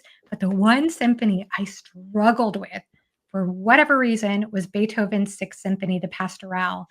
And I listened to that thing so much. I was constantly trying to listen to it while I was in my car driving or when I was doing different tasks. I had it in the background. And every time I'd get to the end, I realized I zoned out and I Mm. couldn't concentrate on the symphony. And I kept feeling like a failure. And I kept feeling like this is just not for me. I just don't like the symphony. It just doesn't resonate for me. I can't pay attention to it. And then one morning I got up early and actually I was on, to be honest, I was running on the treadmill. But while I was running on the treadmill listening to the symphony, I made it my task that I was going to do nothing but concentrate on this symphony. And if my mind wandered, I would stop and bring it back, kind of like a meditation. But I forced myself to focus on the music and not do other things. And I had the most profound experience of my life. I definitely experienced like this profound like flow experience. I Mhm. felt like I was floating. I understood that symphony. I felt it in every aspect of my being. It became one of my favorite works of music of all time. And I knew that music through and through after just one time of really significantly putting my attention, my time and attention. And that's when I realized how profound that experience can be because I was about to give up. And so Yeah, I yeah. think I always say that that transferred into my reading experience and why I'm sometimes able to force myself through a book, whereas a lot of people will willingly DNF. I'm somebody who's pretty stubborn. Not that I'm against people DNFing books. I totally understand that life is short, but I just feel as though that experience changed me, and it showed me something. It showed me the the rewards of that delayed Yeah. gratification and putting in the time and effort into a task. And and I think actually what's kind of important there too is like you were doing something, yeah, you were on the treadmill, but like it's in a way where you could block out a lot of other stuff, right? You kind of controlled your environment in that way, and I actually think that's kind of critical to this. So I think that my max at any time, not my daily max, but my max for like a full thing, I can read for about 3 hours. Okay. I can now, do I lose focus a little bit and have to bring myself back to the book? Yes. I cannot read for 3 hours if my phone is in my pocket. Because if I get a little bit bored, or during those times where my focus fades a little bit, I check it, right? And then suddenly it's been 45 minutes. And so I have to set it up. So like I get up really early these days because I have a kid and I like to get up early so I can read. So I get up about 4:30 in the morning. And I leave my phone in a different room, and I have like this chair in my living room, and I turn it on and I read for like 2 hours, often before everybody wakes up. And I have set up a perfect environment to not be distracted for those 2 hours, right? And that is what allows me to read a lot in those at that time. I have a hard time reading at my desk that I'm sitting at right now, even though it's like in my office, because my computer's right here, and I usually have to step away. Even just like moving my chair back a little bit helps. And that's not because I like have, in fact, I think that I might even have below average willpower, right? If such a thing even exists. I am bad at disciplining myself. I am a weak, pathetic man. And yet what I have to do is I'm glad you said it. I have to set it up. I have to set up my environment to do all the work for me. And that's the thing. If we don't make it hard for yourself to focus on something, make it easy for yourself. Set up a little area as best you're able, even like a little corner in a room where you just turn your phone away and you can't reach it immediately. It can be little stuff like that. It doesn't mean you have to have a perfect office that's like gonna look beautiful when you take photos. It's got the best natural light. Many of us aren't going to have that kind of opportunity or like that kind of exact environment, but having that little area where you're like, that's where I can pay attention to things that I want to pay attention to, and it becomes easier. Yeah, that's a really key point. I definitely believe that environment affects that. Yeah. Do you have any thoughts about that, Jimmy? Or what's your experience with this? What are your thoughts Well, on me being weak and pathetic? Oh, I mean, That's what I wanna ask. I usually just leave the obvious up for people's interpretation, but I'm also, subtext is for losers and cowards. So, yeah, I mean, sure, this all makes sense to me, but I do feel like I have to end up being the worst one here and the most cringiest and be like, well, the system in which we live also does not reward a lot of these things. Music is not really rewarded if you are not. I wouldn't even say being exceptional actually has anything to do with it most of the time. It's more about timing and connections being the bigger thing there. I think that has a lot to do with why people might not be into music as much or learning music. I also think that our attention spans being shorter has a lot to do with what we are offered as products and how much can they jam down our throats in a short amount of time to feed us the most ads. But I don't want to go down this entire road, I guess. But I've often been wondering with the phone and reading, are they really like people say I need to put down my phone and read, but are they providing the same thing? Like, is that a one-for-one trade? Maybe there's a reason why, outside of attention, like maybe there's a reason why picking up the book when you have the phone is harder to do. You know what I'm saying? Like, instead of looking at them as like either or, maybe it's reframing what you're about to do with your time. I don't know if that makes sense. Well, so I mean, the thing is about picking up your phone is like I could pick up my phone right now and open some app and pretty much immediately have a little bit of a reward, little bit of content or something I can consume. I pick up this random book off my shelf and look at it and go, man, one hell of a sentence, huh? Like you don't get that same feeling. You're probably not going to really enjoy it until you've been in it for a little bit. You don't immediately get swept away. Because reading is just a different kind of technology in that sense. And so it's an unfair battle, right? And actually, I think talking about the larger system is actually very useful, Jimmy. I want people. I got a couple of comments on one of my videos that said like, this guy sounds really paranoid about like the media environment and like phones. And I'm like, I want you to be paranoid about your phone. I want you to feel like your phone is out to get you because like actually because that is going to let you have a healthier attitude towards it. It is not your friend. Steve Jobs and every PhD in psychology and designer who gets paid $300,000 a year to figure out a way to keep you hooked is not your friend. Right. And I admitted this in one of my videos. In my video about focus, I said, I make more money the longer I keep you watching. Like, and that is the secret. That is the secret about things like on YouTube. OK, it's the game we all have to play if we're on this platform. And at least I'll admit it. I make more money if you keep watching. So I try to make it so that you keep watching. And if someone then says to themselves, OK, that means I don't like that relationship. So I will choose to not watch. I think they've made a good choice for themselves. And I think in the same way, so I think like you should feel like a phrase I used here was that the internet is a hostile design environment. It is an environment that is designed to keep you hooked. You are at war with these people. That's the part where I start sounding like Alex Jones, but but you are at war with, like, they are fighting for your attention. So don't give it to them for free. Yeah. And also knowing what role plays in your life and like when to step away from it. Like I will agree. I think like not having the phone available, I've noticed. So I have 2 rooms that I read in, living room and then like kind of like a den. I've noticed when I leave my phone in the living room and I go into my den and start reading, for the first like maybe 5 minutes, I'm like kind of like, oh, I wonder if someone like is trying to get a hold of me. And then within about 10 minutes, not only do I kind of forget about it, but when I feel good, I'm like, oh yeah, like I don't have to answer every message I get. Like that, Yeah. I don't have to do that immediately. Oh, wow. So do you have those boundaries around yourself, or you feel like I just need to get through this 5 minutes and those thoughts will take care of themselves? Yeah, I think just like even just being away from it for 5 minutes starts to kind of have you guys ever went on a walk without your phone?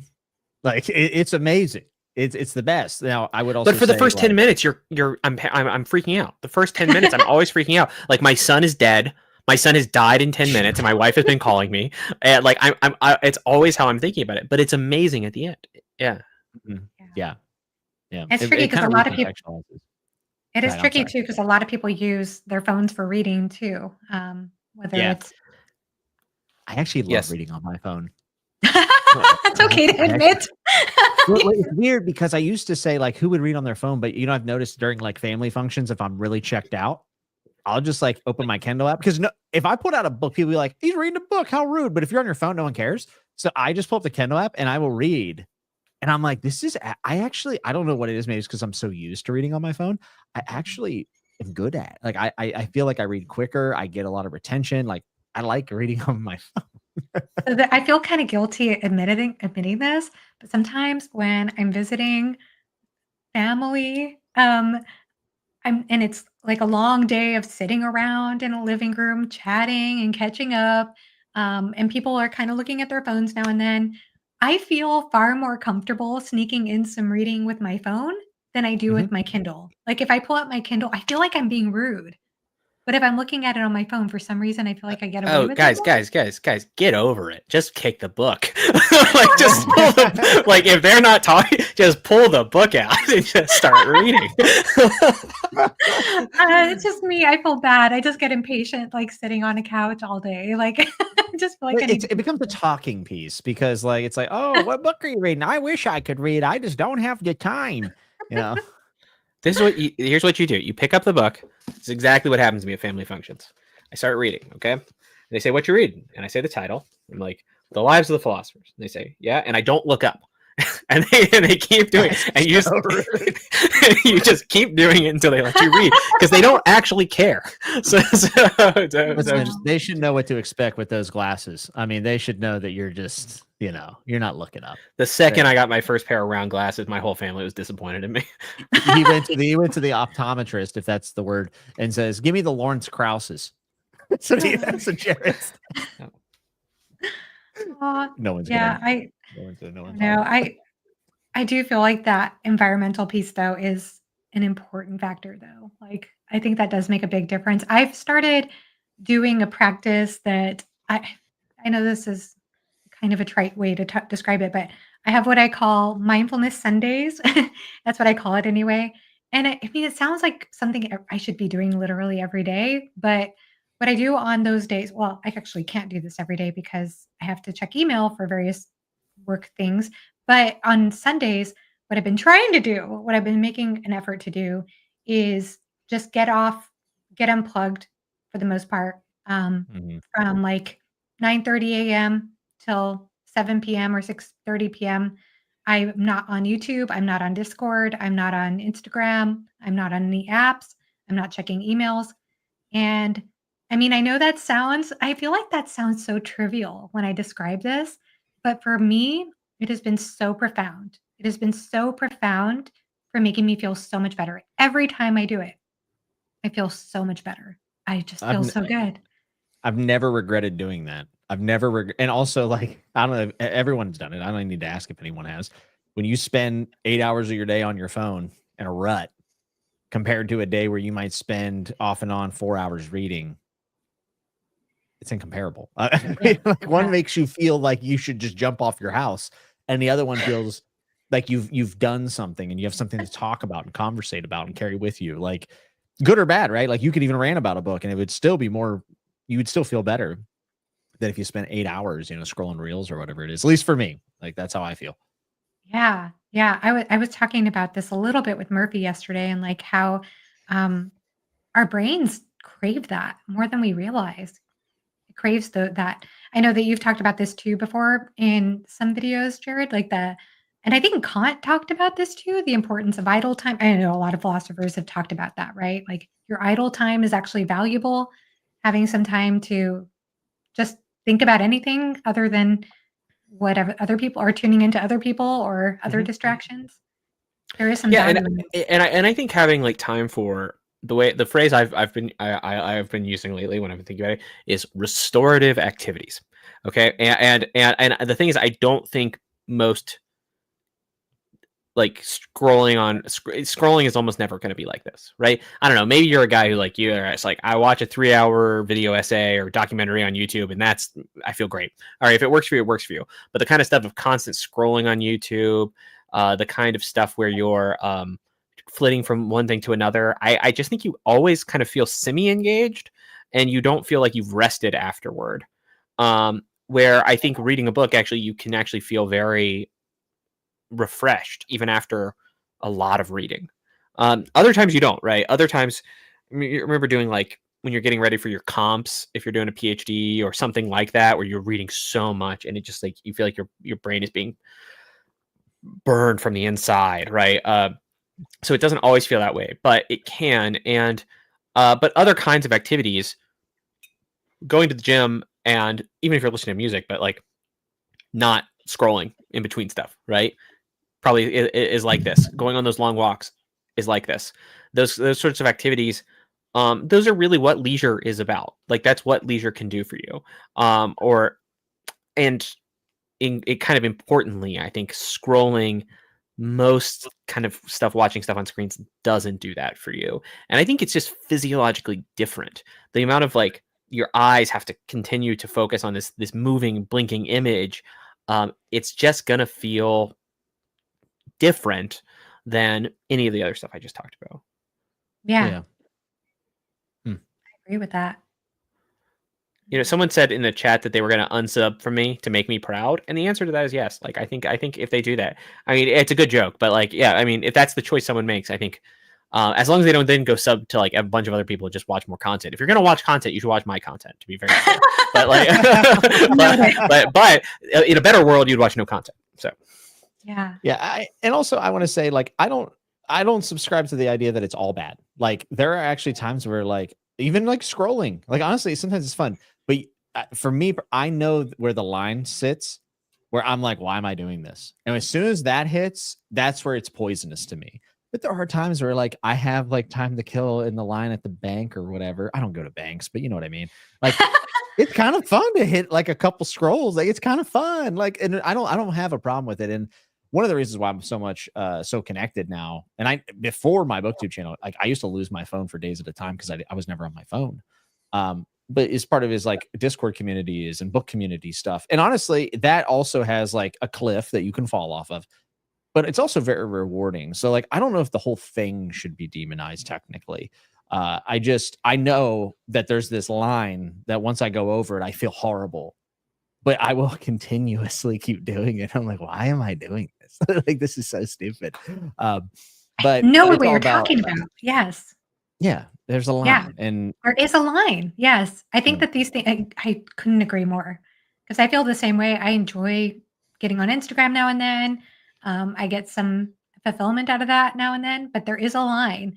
There is a point where I'm like, oh, wow, I'm on this for like 10 minutes and this is awful and I feel bad. And I do have some app limits on my devices too so that I don't do that.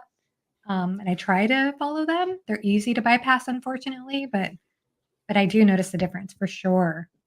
Do you And guys I ever think feel? I'm sorry. Go ahead. no, go ahead. No, you.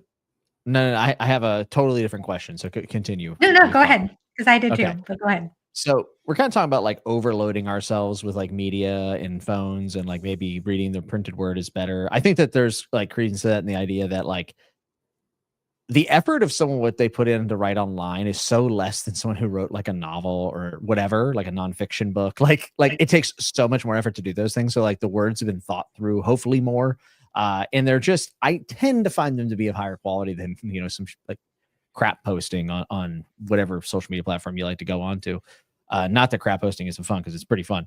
But my question, I guess, to link to more so books here, I listen to audiobooks a lot. I listen to it in almost all of my downtime. I listen to it while I stretch. I listen to it during cardio. I listen to it on the way to the gym, on the way back from the gym, any type of commute, maybe some downtime between things. Have you ever, assuming you guys listen to audiobooks, have you ever actually been like, I don't even want to do this right now? Like, I'm not even talking about reading. Like, I actually just need the silence. Like, I don't even want that. Like, it's too much. Like, I just have, I guess that idle time. Like sometimes like we're making it sound like it's always good to be reading, but there's actually times where I feel a little bit burned out on audiobooks too. And I have to step away from them for like a week or two. Go ahead, Jared. I have I thoughts. mostly stopped listening to audiobooks. And I find I find that I don't focus on them nearly as much. I don't care about the debate, by the way. If someone's like, "Are audiobooks reading?" and like I find no question less interesting. Okay, so I just could not give a damn. But I just know that I cannot focus on them very well.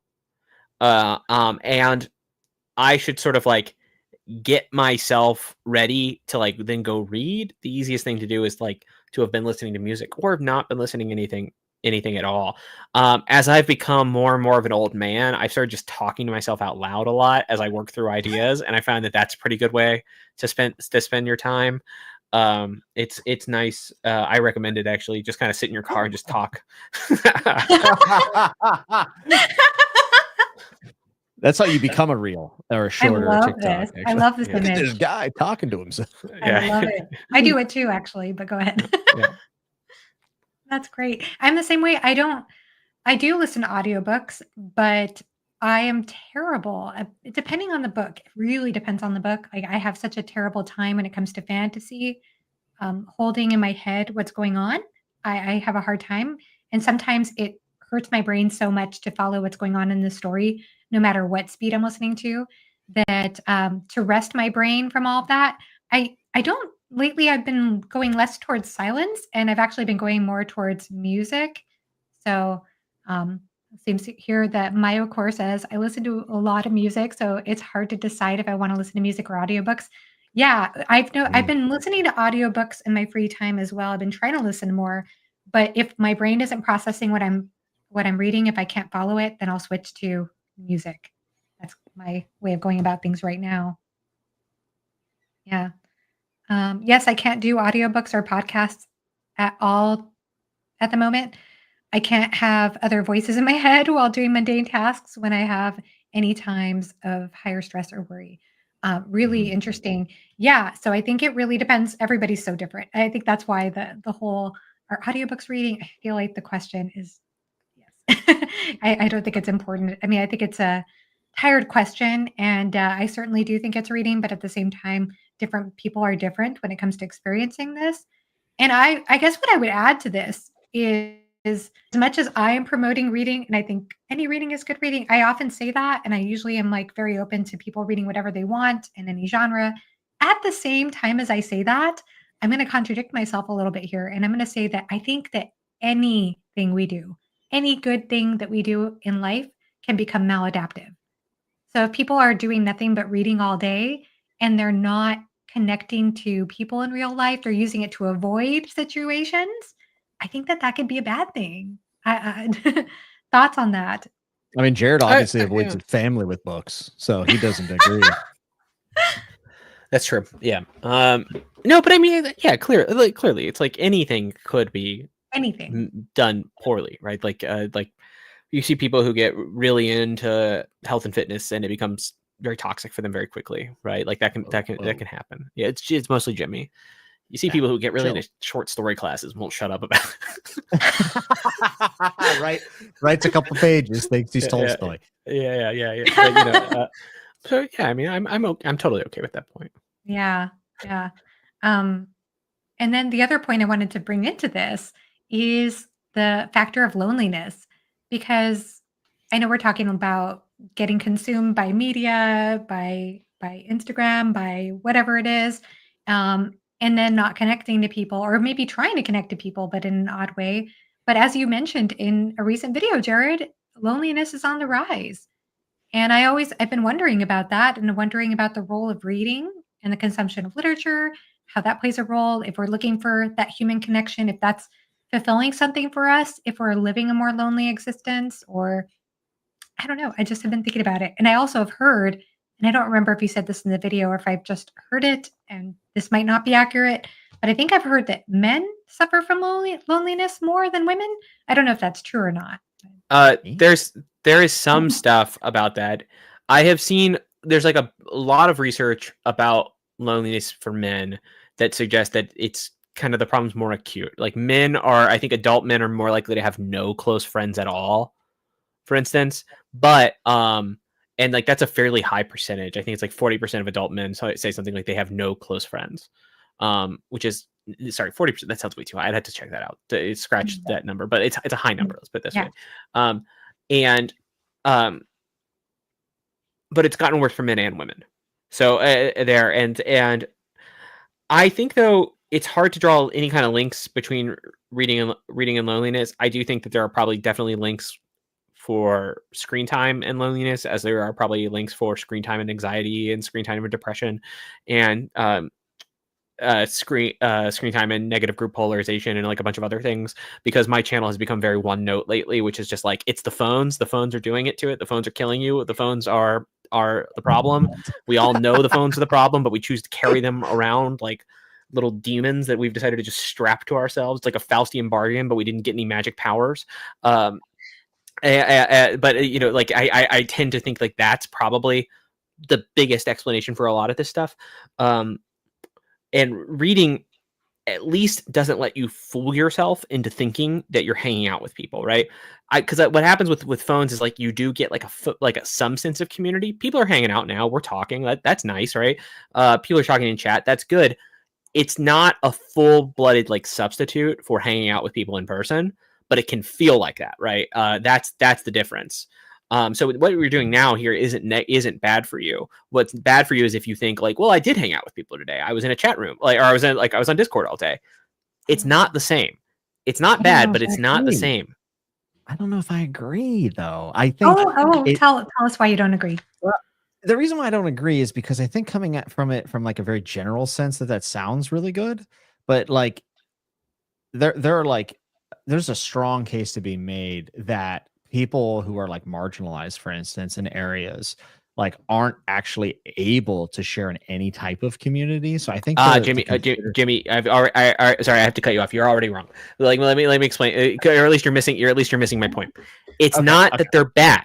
It's that they are not actually a full replacement, right? So people who are, for instance, homebound, I mentioned this actually in my video, digital communities can actually be very valuable for people who are homebound, right? But it's not a full replacement for the physical or like sort of in-person community that they're also being deprived from. It can be very good for them in that sense, but they're still missing out on this on something larger. And that's not because they themselves are not worthy of it or they themselves are incapable of having it. It's because they're being failed, right? That's that. So I just want to make really clear. That's my position. I will concede that I think meeting someone in person and physically being in a room with them could probably lead to stronger ties, but I don't know. There are actually some people who perform better. I hate to use the word perform, connect better through a barrier.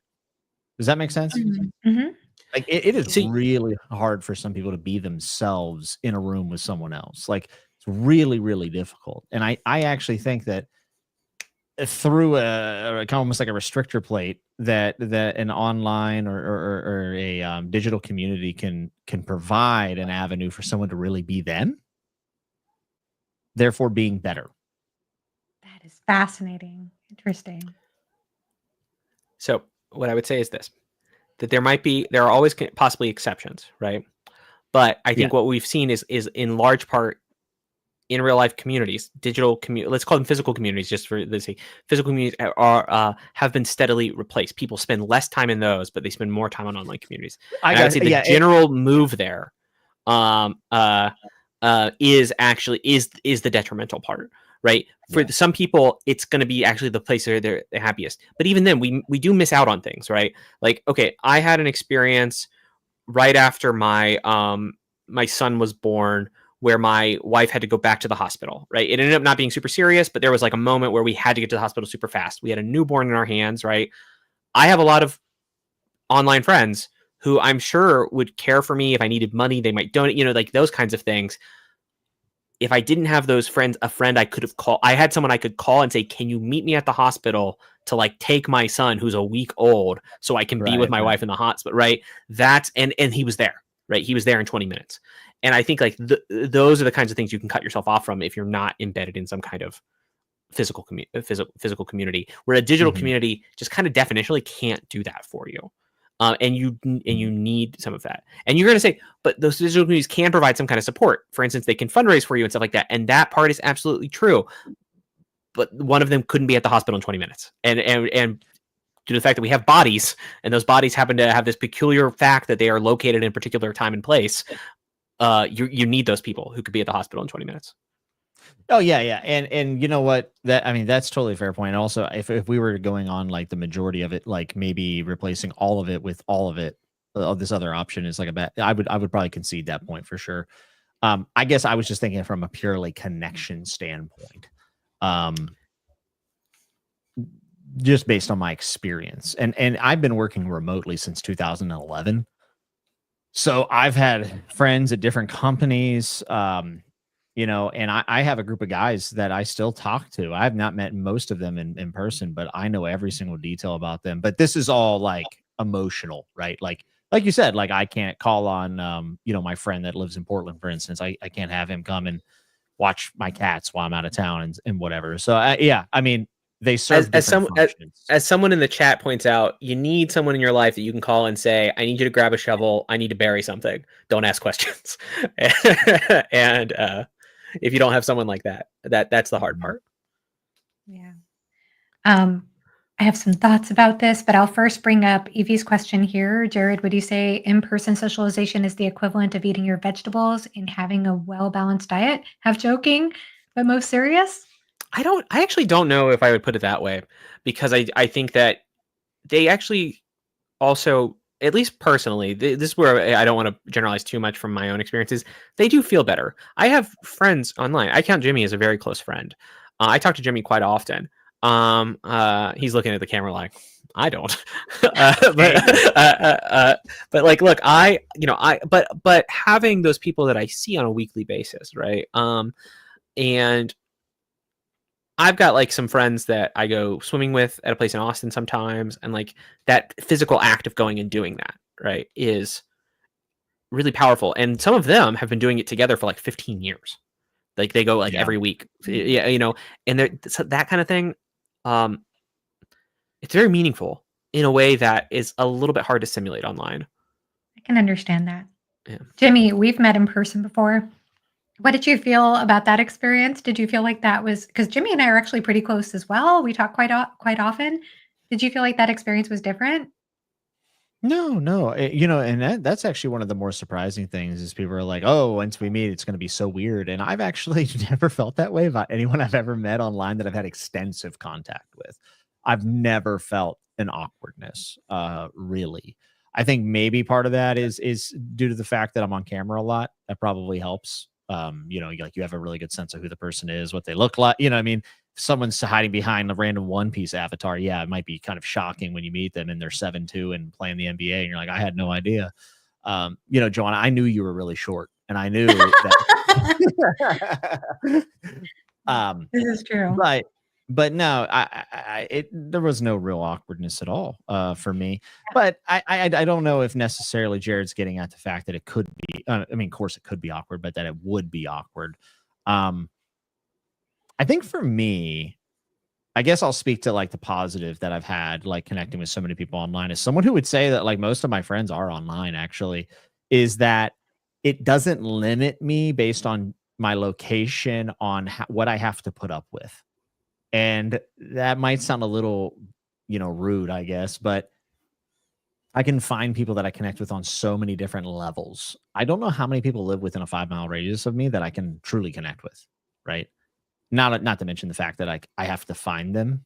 Like that's pretty difficult. Whereas like a general meeting space like this, right, can lead to finding like-minded people that you might connect with on even deeper of a basis. Me and Jared and me and you, Joanna, like we don't always talk books. I mean, most of the me and Alan literally almost never talk about books. And he's like, Well, that's because Alan doesn't read books. Alan And you doesn't started read. reading, and you started reading books by women too. And he had strong feelings, and so he thought, no, Yeah, I don't like that. So he made fun of the fact that we're buddy reading this book by Clarice Lispector. So. and I think a woman's on the cover too. My goodness, double hitter. On the cover, women wrote it. Yeah. There's a negative chance of him reading that book. It's translated and a woman wrote it. Not a chance. I thought for a long time that it was a joke that Alan didn't read women, because I thought KJ Parker was a woman because of because the author has two initials, and that's like fantasy code for woman. And so I just assumed KJ Parker was a woman, and I totally did not understand this joke the whole time. That is so funny. Kim Jessica Parker. Yeah. Yeah. So yeah, I thought it was right. I thought it was an R.F. Kuang, J.K. Rowling kind of thing. N.K. Jemisin. Yeah, KJ Parker. Alan's 4 favorite women. So Alan, you don't read women? I never thought about that before, but yeah, he gets so mad at me about not reading all his books. But yeah. Good point. Yeah, I was surprised as well when I met Jimmy, when I met Philip, and I met Alan, just how natural it felt. And I almost didn't expect that to be the case. I think that I used to be somebody who said, I can't consider somebody a real friend unless I've met them in person in real life first. I used to say that. And I think actually the whole pandemic situation changed my mind about that. The whole Discord, the introduction of Discord changed my mind about that. Because especially during that time, I found I was connecting with people, and that it just made me rethink what connection actually means, and how even the smallest gestures of how is your day going, like how meaningful that can be to somebody, that anybody wants to listen to how their morning is going or how their day is going. So I think there's a place for that. I will say that I do get quite a bit energized when I meet people in person, though I do find I have a hard time finding the same depth of connection I think that I have with friends online like Jimmy. I don't know. That's not always true, but it is hard to find friends sometimes, or find people that you have that depth of connection with. And I've been very lucky to have some very dear friends in my life, but unfortunately, we've all moved to different parts of the country, which has been difficult. And all that said, I do wonder about that, what you're talking about. I'm going to say a negative thing now, and that is oh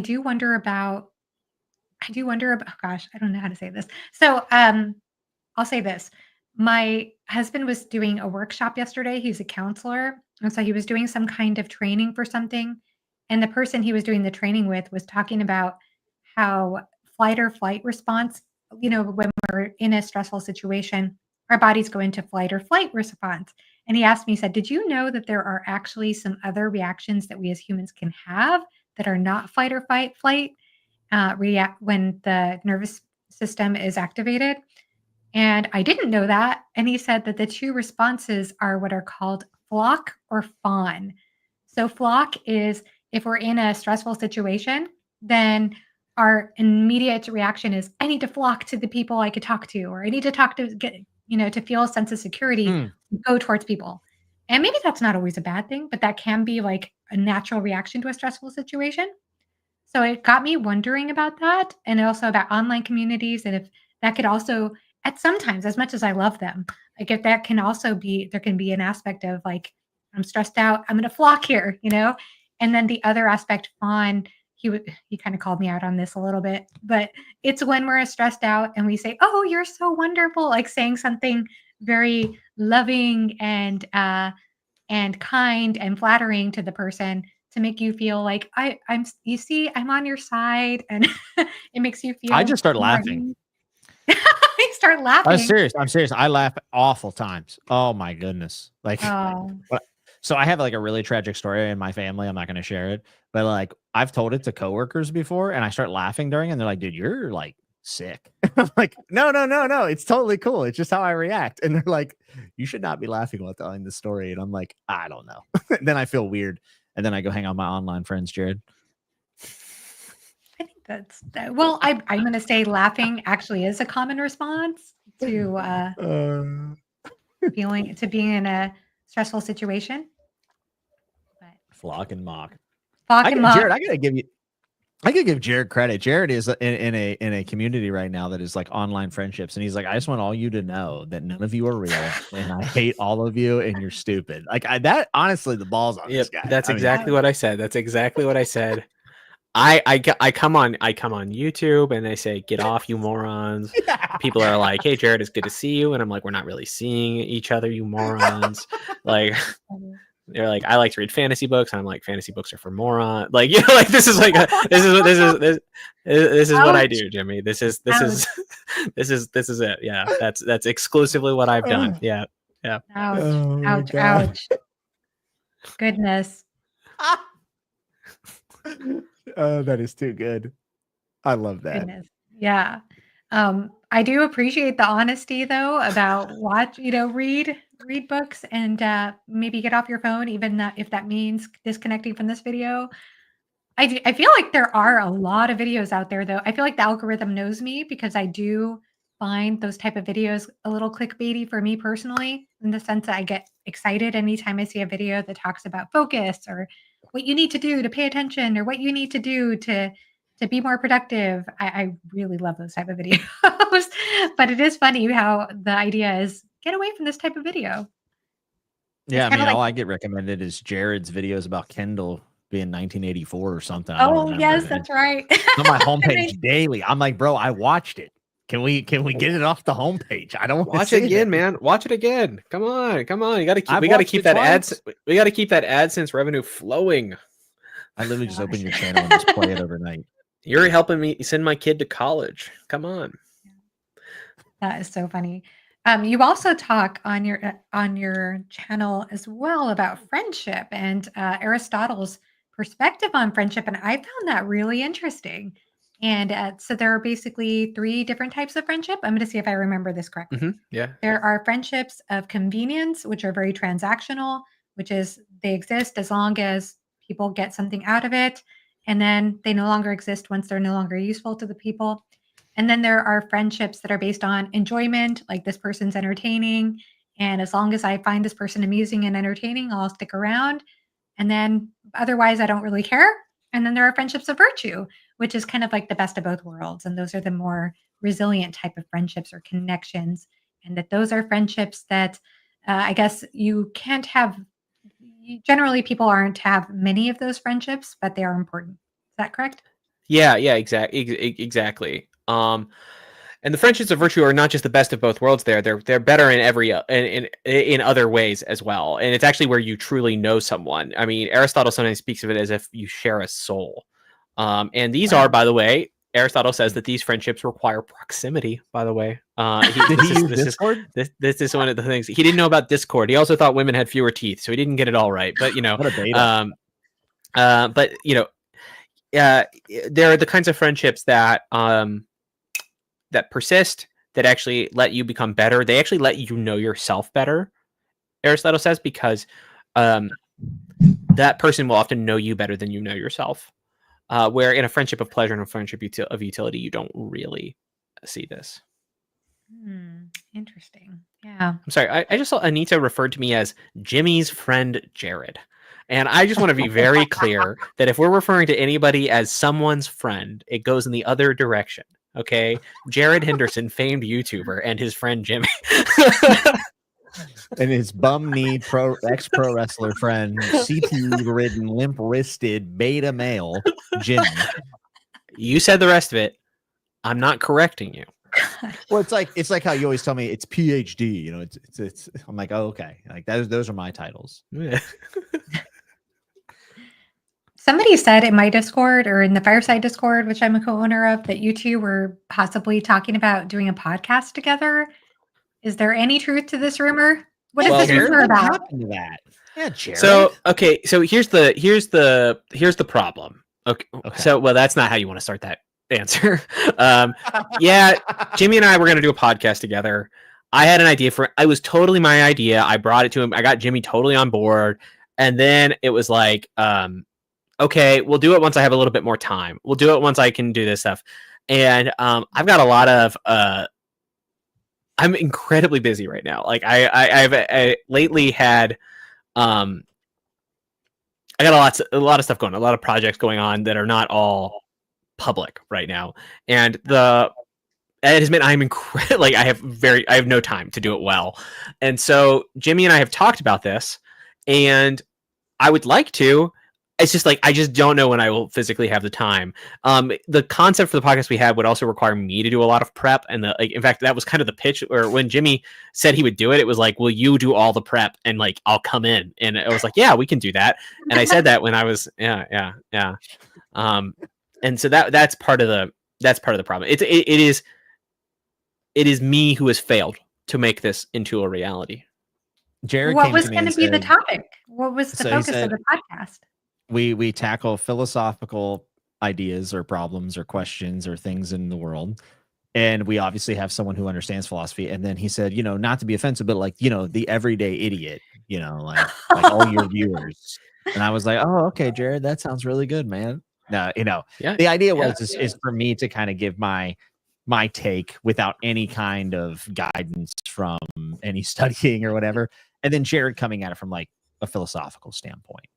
And it would provide maybe a bridge between people who maybe are interested in philosophy, but aren't versed in it, kind of, like me.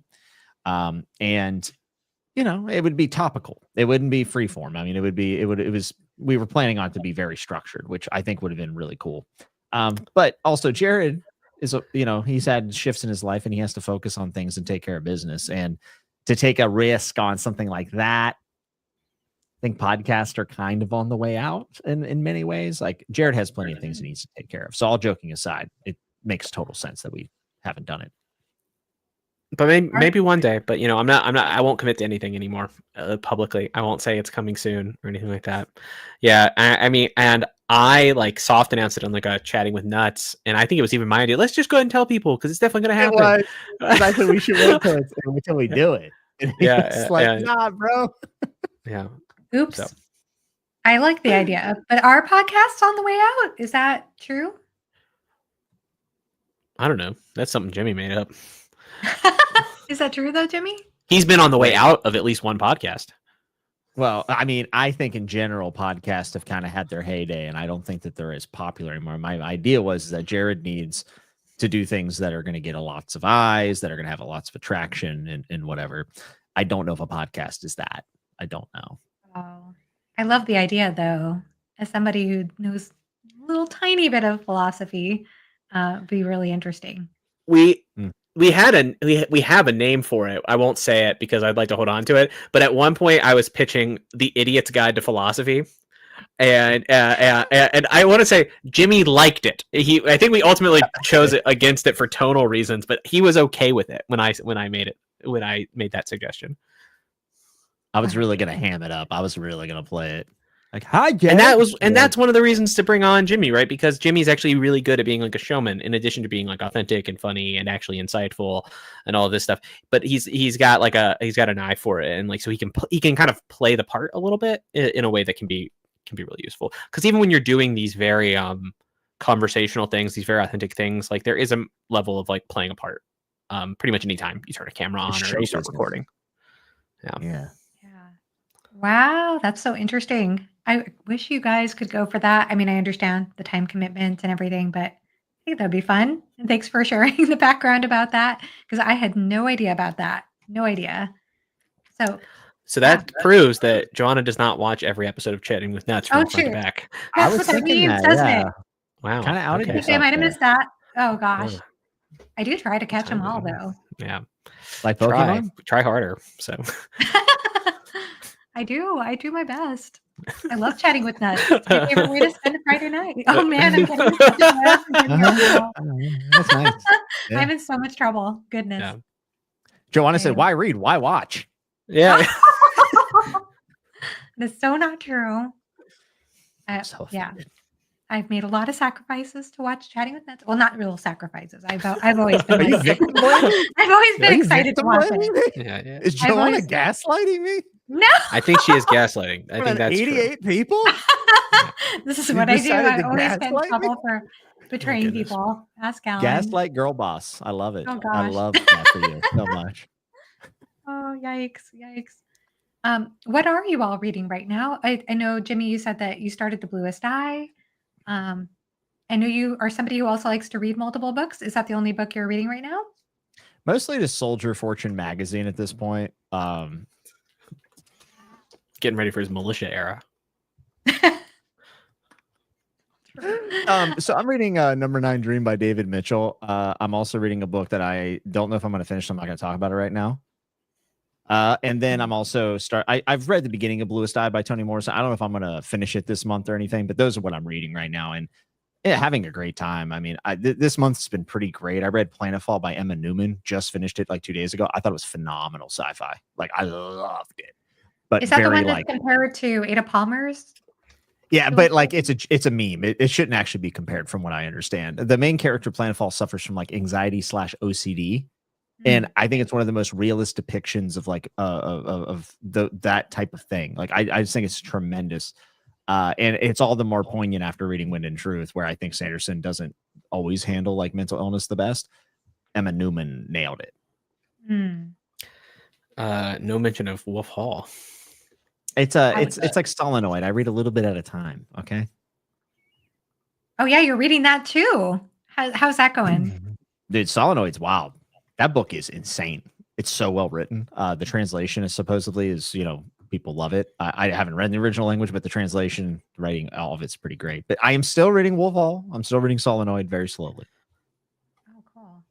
Yeah, I've heard some great things about that. I keep hearing Solenoid is very surrealist, is how I've heard it framed, but sounds like it's a hard one to describe or maybe be experienced, I guess. It's weird. It's weird. I mean, they kind of starts describing like lice infesting hair in the first. I mean, it's disgusting. Like it's a weird book. Yeah, it's weird. Yeah, that sounds wild. What about you, Jared? What are you reading right now? I'm reading a lot of things right now. I'm reading a book called The Notebook: A History of Thinking on Paper. Not starring Ryan Gosling. That's what I thought. Yeah, no. I am about to finish a book called Cuba Fruit by Alexander Sarando, I believe is his last name, which is a self-published novel that it was recommended to me through some people that I think is terrific. It's only available on Kindle, but it's great. I honestly think it's like a magical realist thriller, like that I think is a lot of fun. And then I'm reading a lot of John le Carré lately. So he is like the most famous, aside from like Ian Fleming, maybe the most famous espionage or spy novelist. He wrote Tinker Tailor Soldier Spy. He wrote The Spy Who Came In From the Cold. I plan on basically reading the vast majority of his work this year, and I'm really enjoying it. And I've been reading Titanium Noir by Nick Harkaway, who is John le Carré's son, who does kind of science fiction stuff, and actually also wrote a sort of novel in his dad's sort of espionage universe, which is apparently very good, which sounds like it would be awful. Like when you hear like son of famous author wrote a novel in like his dad's world, it's bound to be bad. Apparently it's actually really good. It was like really well reviewed too. And then I'm reading some philosophy stuff because that's kind of always on there. And I just started rereading The Dispossessed for my Substack. Yay. Yeah, which just feels like coming home, every time I read that book. Yeah. So can you give us a pitch for The Dispossessed? Because actually you were a big influence on me prioritizing that book. And then I read it with Alan. As you know, we landed on very different camps as far as how we understood the book and what we felt about it. Yeah. So The Dispossessed is Ursula K. Le Guin's attempt to write a utopia for a kind of non-violent anarchist society. But Ursula K. Le Guin is intellectually honest and nuanced, and so she can't let herself write a straightforward utopia.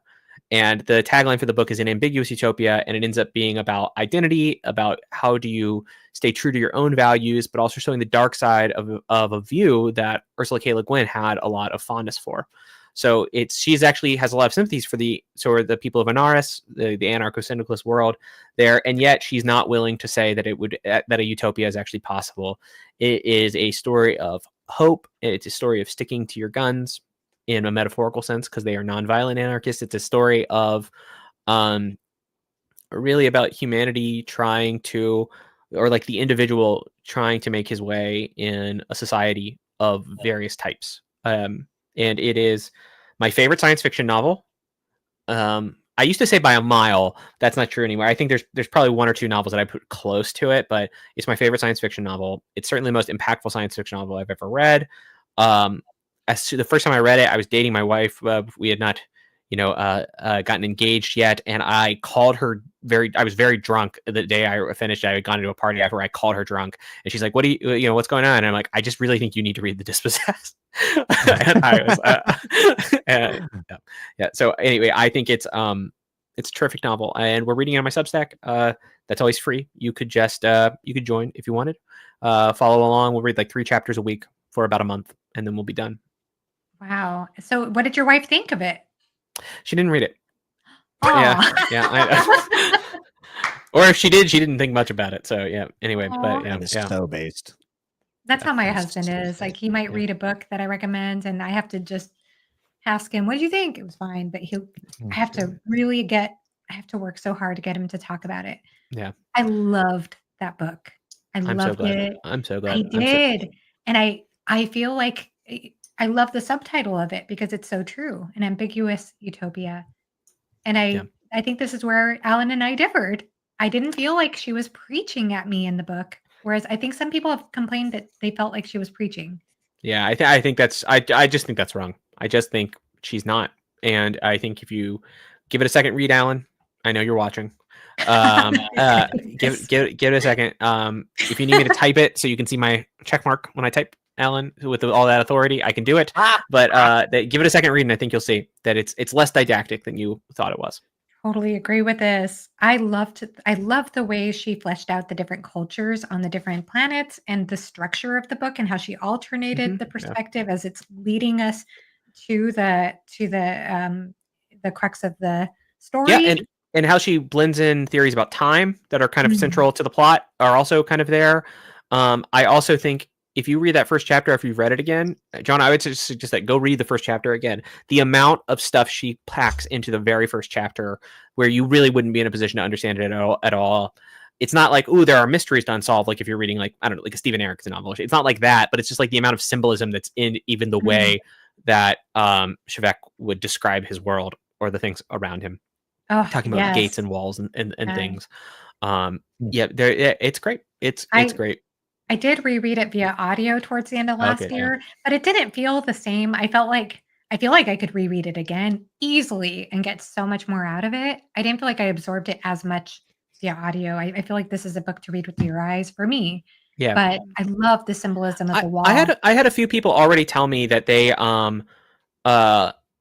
started reading in the audio and they couldn't get into it and they switched to reading it and that they immediately felt more engaged. And those were people who had wanted to read it with in part of my read along, and they all seem to be much more engaged once they switched from audio.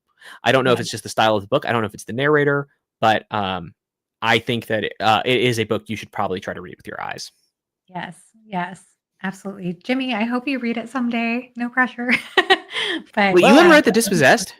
I've not yet. I've read a lot from her. Dude, lose my number until you. Well, I was going to join the Substack read along, but I guess maybe I won't. Maybe I'll chill. Okay, well, this is your way out. But my goodness, wow. What day? And Jimmy loves walls. It starts tomorrow, but tomorrow's like me sending out like an introductory post, and then you'll have a week to read the first 3 chapters, which is like 60 pages, maybe 60 to 90 pages. It's always less than 100 pages a week. I'm in. Yeah. We were supposed to read Henderson.substack.com. I disagree with this. I don't think I personally didn't feel like she was heavy-handed for me. I feel like there was actually a lot of nuance to the story, but I mean, different people feel differently, I guess. I think It Paul kind of surprises said me. it. Paul said it's subtle, but not uniformly subtle, like throughout. Like some things are overt, others are quite subtle. Hmm, Paul, I found that in actually Earthsea as well. okay. Taoism is all over Earthsea, but there's other things that aren't as obvious. So yeah, I'll read the Dispossessed. I mean, 60 pages a week is definitely something I can manage with what I got going on right now. So I I'm might reading. join as well. Yeah. Oh, I I'm am also reading Shadow Games, by the way. I forgot. I'm reading Shadow Games with Alan at a very slow pace for Black Company. Oh, you better not betray him for this. He will never forgive you if you read The Dispossessed over his buddy read with you. Nah, I'll Goodness. get both done. Oh, that would be delicious. That would be. Yes. That would be war. That would be war. A I'm holy actually war. surprised he hasn't, because he has access to my stream because we share the same StreamYard team. So I'm kind of surprised he hasn't just jumped in and started yelling at us, but obviously he's busy.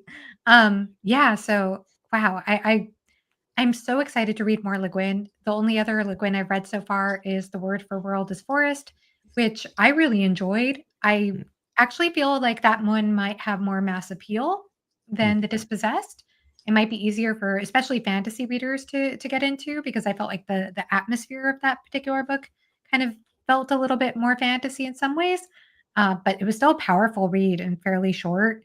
That one I feel like is pretty overt too. And I should go ahead and say this. When it comes to theming, I don't mind if themes or messaging is a little bit overt.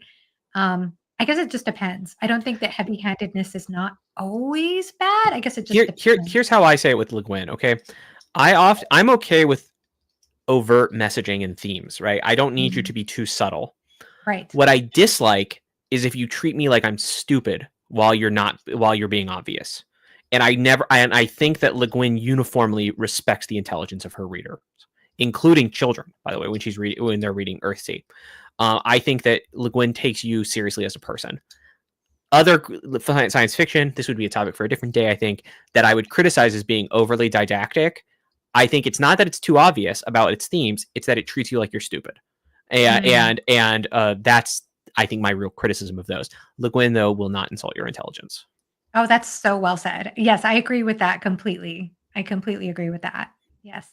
I have not read The Lathe of Heaven yet, but I have 2 copies on my shelf because Amazon screwed up and sent me 2 Yeah. copies.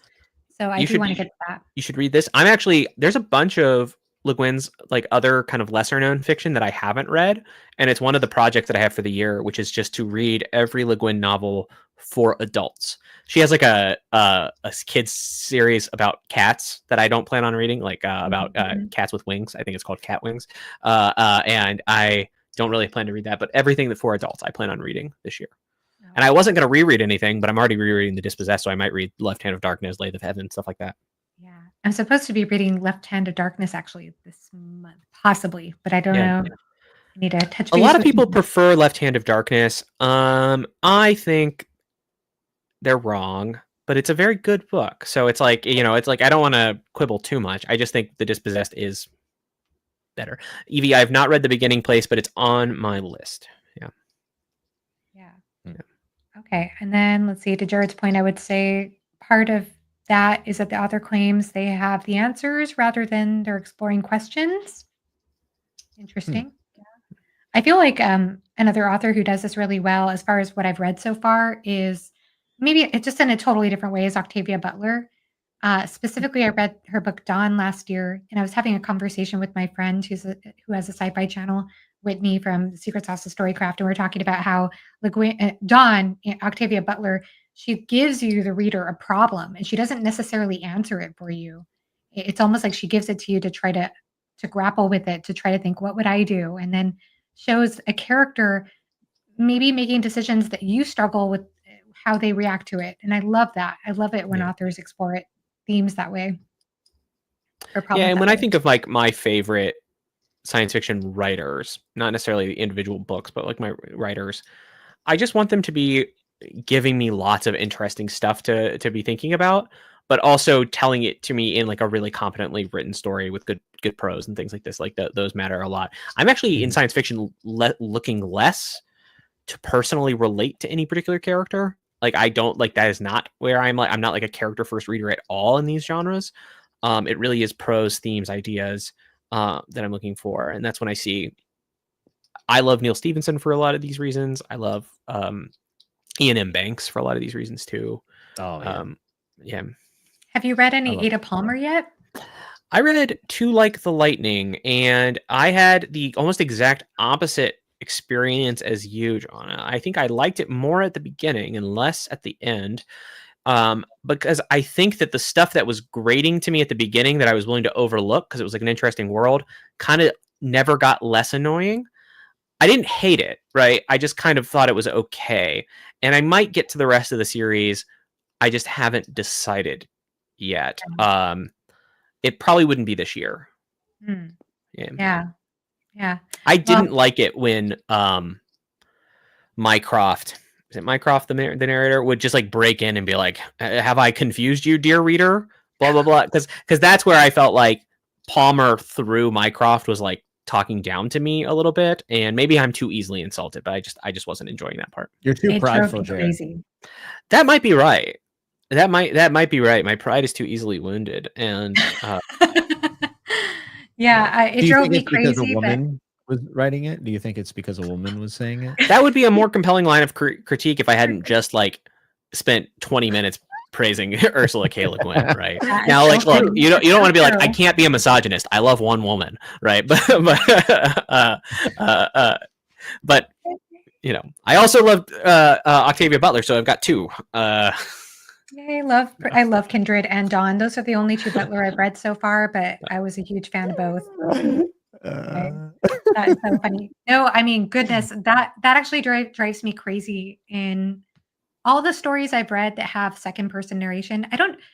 I'm guessing that is a form of second person narration into like the Lightning, because it's a letter, it's a document that a future reader is reading. So he's constantly saying, I know, dear reader, you are confused, or like you said, or dear reader, you're probably thinking this. And then sometimes there are italicized passages where the reader is answering their thoughts.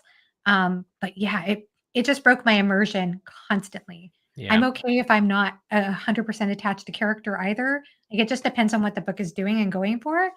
But I was surprised how invested I got at the end. I don't think I've ever had a reading experience where I went from being so frustrated and angry at a book to feeling so positive about it. Not to that extent. I want to talk to someone who's read the whole thing. If you in the chat have read the whole thing, find me and we could talk later or something.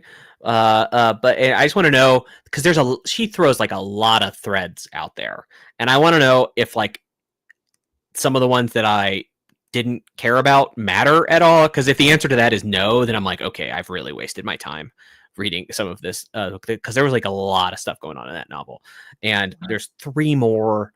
It's kind of a big investment. I feel like painfully aware of the fact that I'm going to die. And so I don't know if I want to take on big series that brother, you're 30. Yeah. I John, I'm so sorry. I've talked to you about like my self-loathing. Jimmy has diagnosed apparently my latent misogyny for my dislike of one particular because of one novel. And now I'm talking about my painful awareness of my own death, but you know. Yeah, here it is. Well, I've often been told that I have this way of making sessions or group conversations therapeutic. I don't, so I hope this is therapeutic to talk about. Certainly confessional. So yeah, and prideful, as Anita is pointing out. Yeah, and prideful. Okay, yeah. Yeah, everyone just kind of insulted here. We hit a lot of deadly sins. Let's see if we can get to the rest. At least Gavin is feeling uplifted, so that makes me feel better. Yeah. Yeah, I've heard from most people that the second book is where it really picks up and where it really comes together. And then some people are varied on the third and fourth book in that series. But a lot of people are saying just read the second book at least. All right, so I do have to go pretty soon. So this is probably my last rant of the night, of the evening here. I've become less tolerant of this, where people are like, you just got to get through this one, and then it gets good.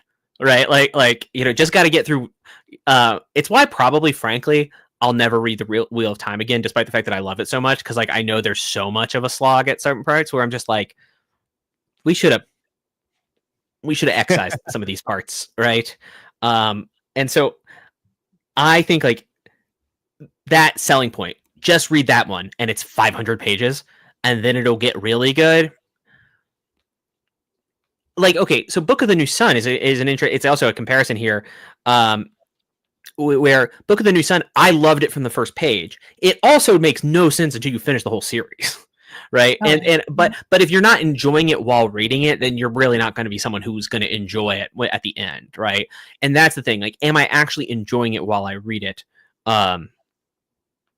Too. That's the problem. But with Too Like the Lightning, since I at least liked it while I read it, I found some parts annoying, but I did like it, and I think there is some good stuff going on there. That's one of those things where maybe one day I would read it. But like, I haven't read every single Terry Pratchett novel in the world, and I feel like that's one of those things where I love Pratchett. I probably should go finish up those first, right? You know, there's just so much other stuff that I really want to get to. That I really want. I haven't read every David Mitchell novel. I haven't read every Ursula K. Le Guin novel. There is stuff by Dostoevsky I haven't read. You know, I write these off. I should get to these because I'd like to just know. Yeah.